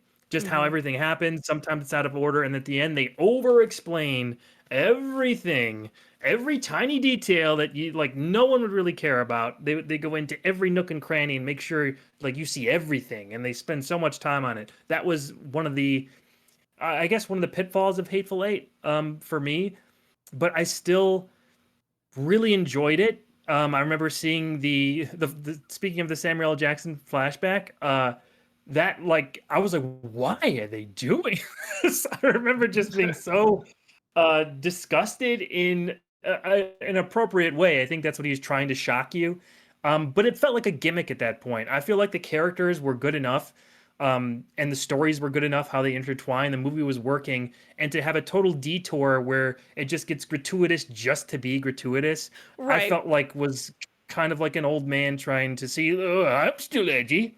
Check it out. Look, look what's happening here. I mean, like, Um, obviously he was trying to get the older character, without going into too many spoilers, to do a certain action. no, So, I understand but there it. were I other ways you understand. could have done that. I understand its point in the story, but I mean, like they went far with that. I just Very remember being like, far. "What the fuck?" Like, just being shocked by it, but in a way that I thought it was not needed to wrap that story up. Um, all the performances I think are great. Kurt Russell, of course, is back in this. Like I already talked about, Samuel L. Jackson and all the other actors created compelling characters. And I love how they interacted. A lot of the dialogue scenes in this are really strong. I just love seeing them talk to each other. But Tarantino's that's his bread and butter is those dialogue scenes Mhm. when he's on his A game. And speaking of on his A game, that's where I think I would put this in like an A minus territory. Could have been an S, honestly, if just a couple changes were made for me. Mhm. Mm. And Malcolm, you said you did not see this one, correct? Yeah, I didn't see this one. I'll check it out. It looks interesting, but I hope I don't get the 3-hour version.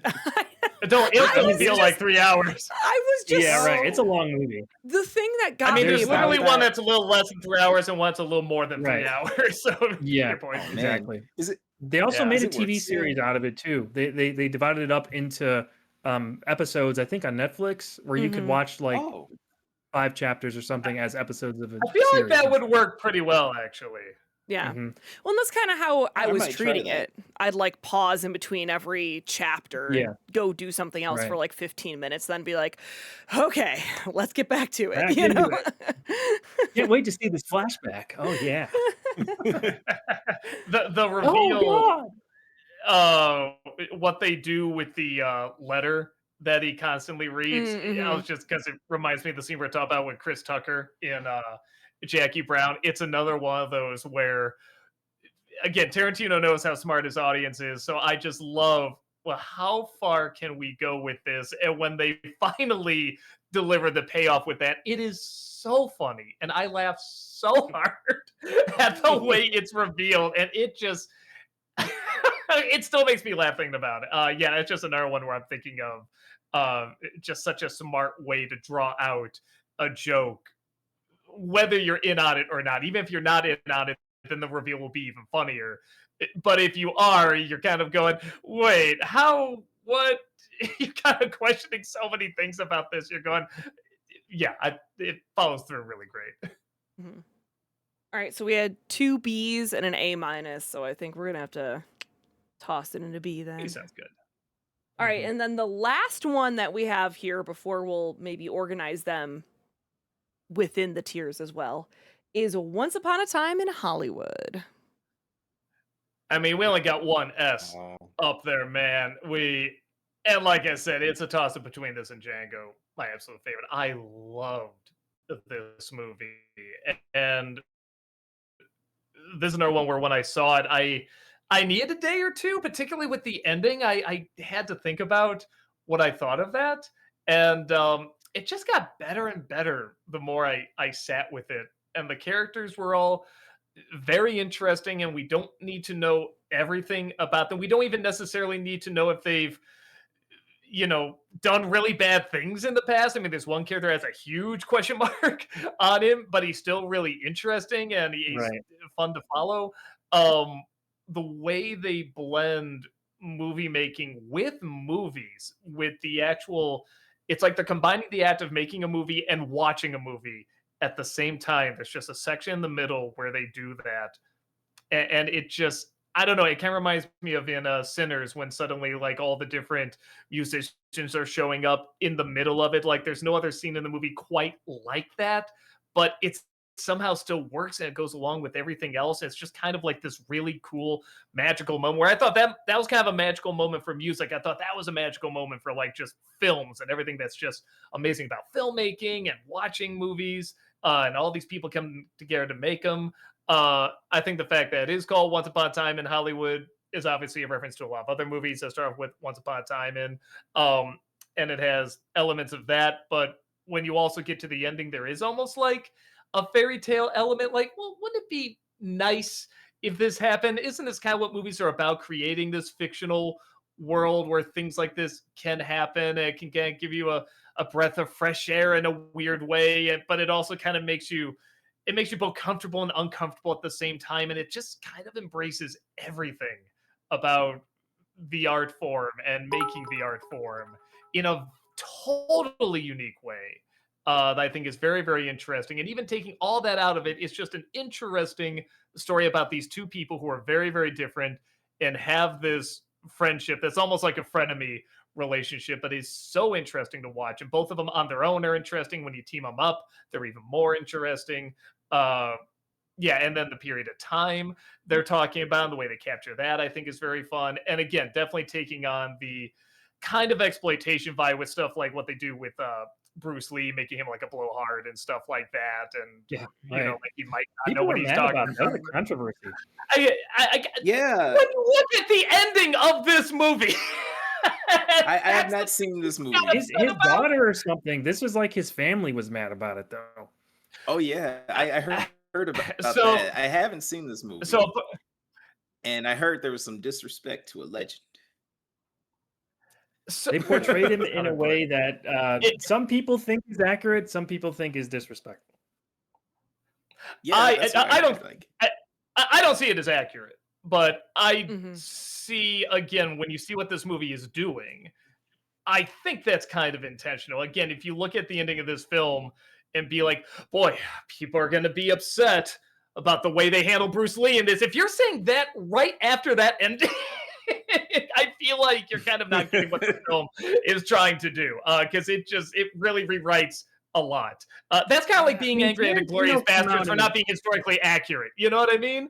Like I that's mean, not I the would kind say of that movie the it ending is separate from that because Tarantino came out and was like having a war of words in this press with Bruce Lee's daughter and stuff. I mean, like oh no. this was different. I don't think that you could group those two things together. It's not just that it's a fairy tale. I think that he's saying this is how he actually was, from journals from people that were on set with him. So I don't think that's something you could group together personally. Well, you might be right there. I'll say this: I could definitely see the overconfidence with the guy, but he could back it up, certainly, Oh like yeah, he did oh yeah. have. I mean, that's the thing. So I could definitely see him being cocky, but when they're showing, oh yeah, well this guy is nothing compared to Brad Pitt's character or something like that. It's like nah. And even like my hands are weapons and everything. Like he wouldn't say that, but it'd be like a play off of that. And Yeah. if he's saying like, no, he was really like that, I don't buy. But again, that's kind of what I like about movies is that even if a director is trying to get across something else, I saw it much more as, again, this is kind of the illusion. This is kind of mixing reality and fantasy and everything that's kind of bizarre and in between there. So you could be right. Maybe he was like, I want to take this guy down a notch, in which case I would very much disagree with that. But in the realm of what he created, this is why I do like his film so much. I feel like you can look at it in different ways. I definitely looked at a different way. But yeah, all of that combined together, I really love the hell out of this movie. I definitely think it's an S tier. Okay. S for Doug. I agree. It was an S tier for me. This was one that I watched on Sunday night because I also had not seen it before. And like Django, this one had been hyped up to me as like another masterpiece by Tarantino, and I kind of feel like it lived up to it, unlike I kind of felt like Django did for me.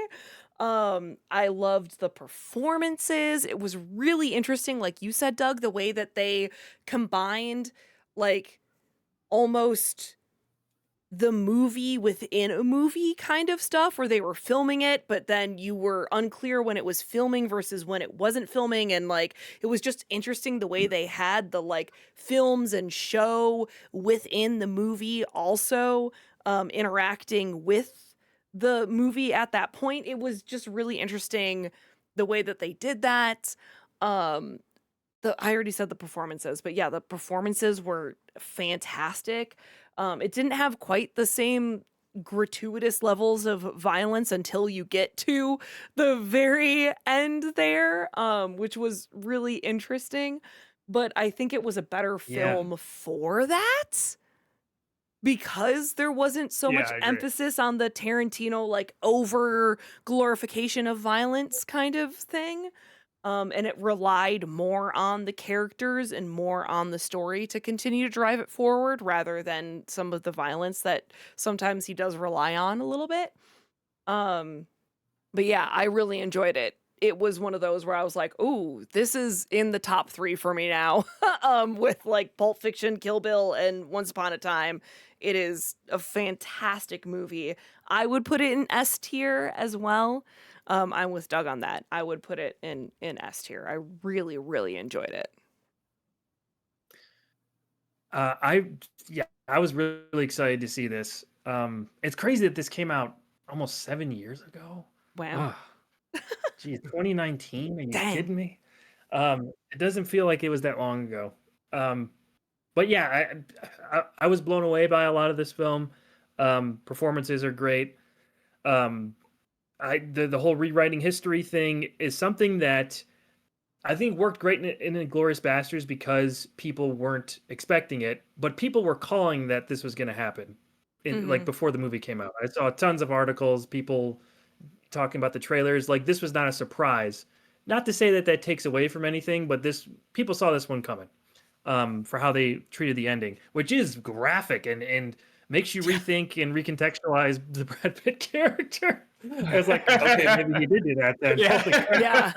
I just remember like the bashing on the banister or whatever, and I was like, oh, There was this something is about the dark. flamethrower though. When the flamethrower came out, I was Yes. like, Oh yes, yes, yes. dark. This one's also substantial because going into the 2020s, this also kind of this pushed Margot Robbie even further in her stardom.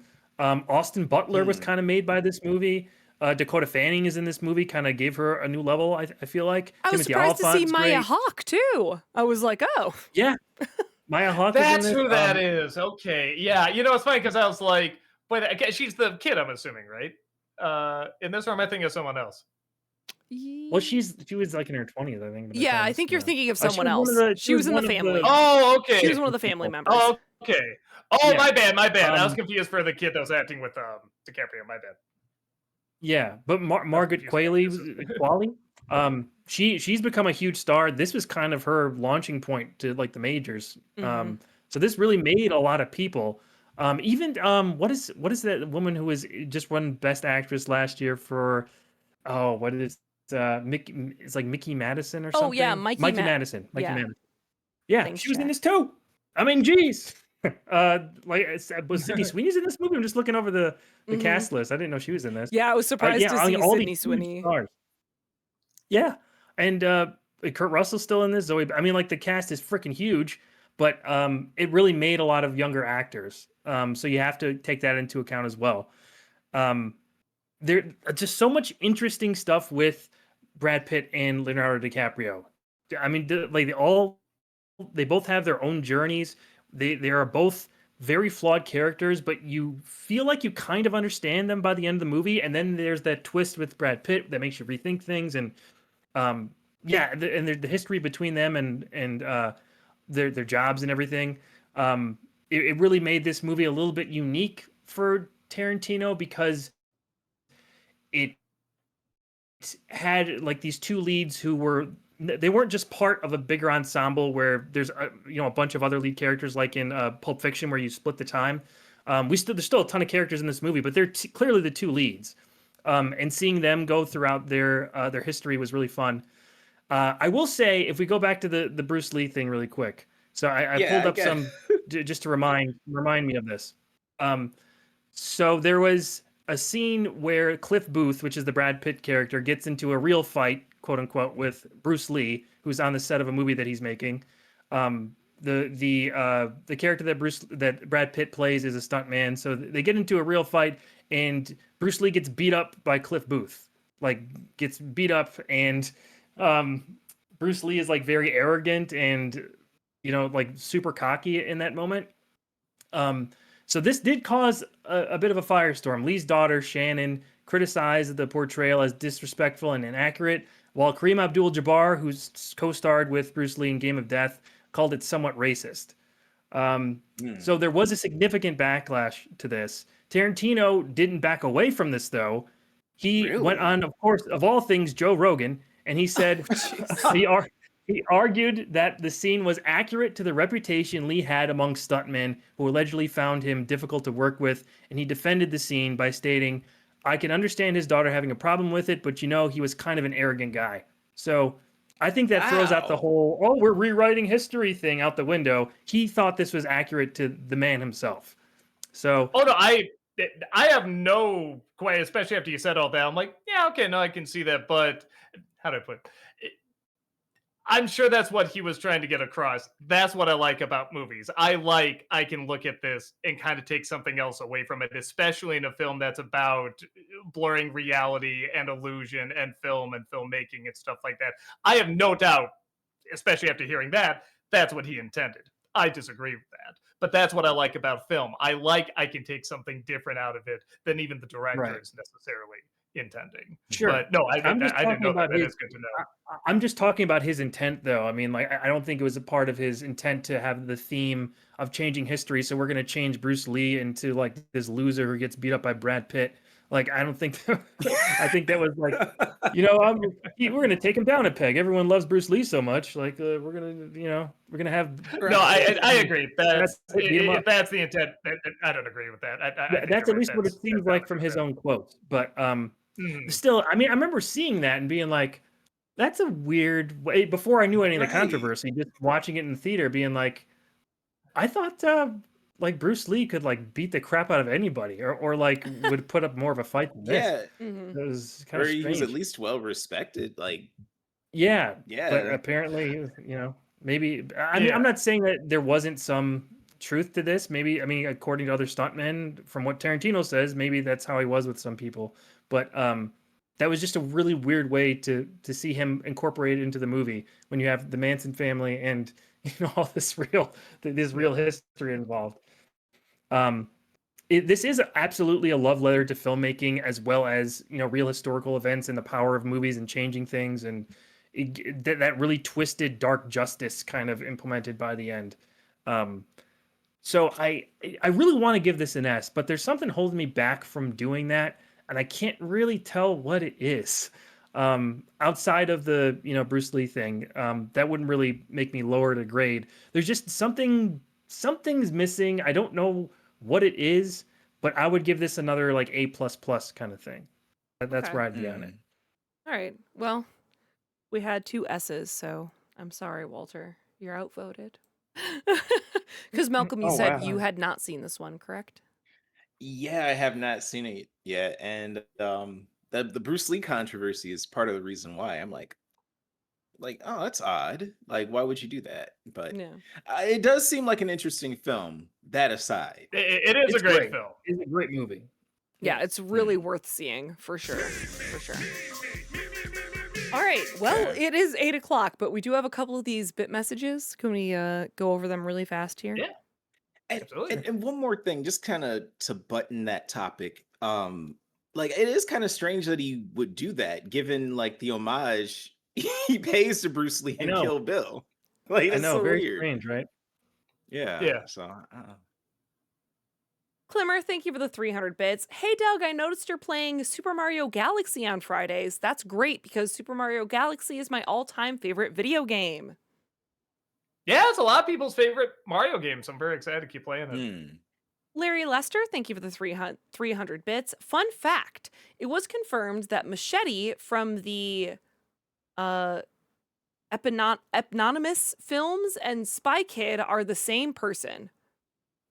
Yeah, I remember hearing that. Movie Mike, thank you for the 300 bits. Doug in Django, what do you think of Kelvin Candy's skull speech? Uh, boy, why am I? I mean, I'm assuming it's at the end. I think I gotta go back and watch it again. There's a lot of dialogue in there. I think I gotta go back and watch it one more time because yeah, I'm blanking on that. Sorry.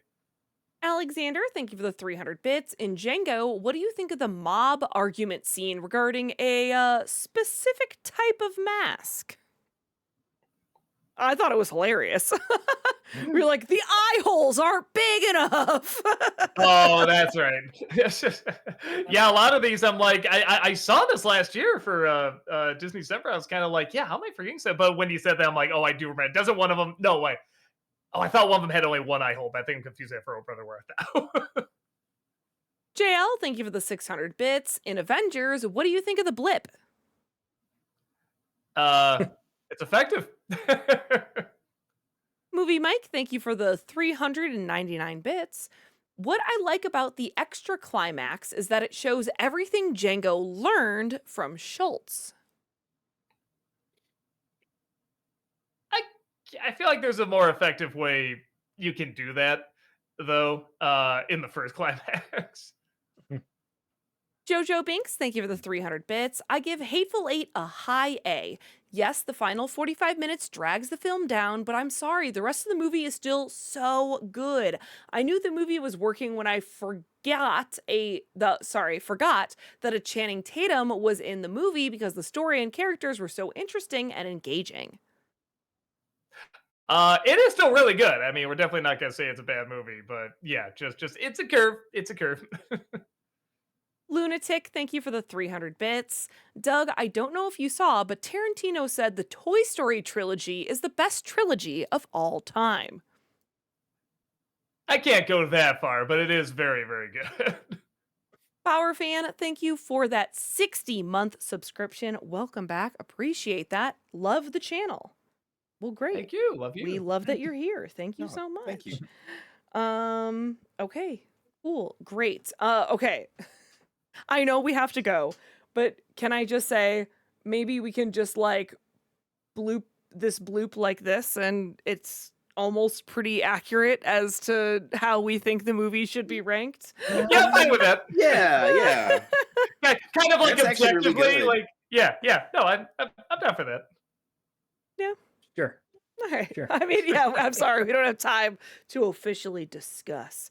But thank you all so much for joining us here today. We super appreciate it. Again, as I mentioned at the beginning of the stream here, we are only doing this today because we did meet our sub goal in January.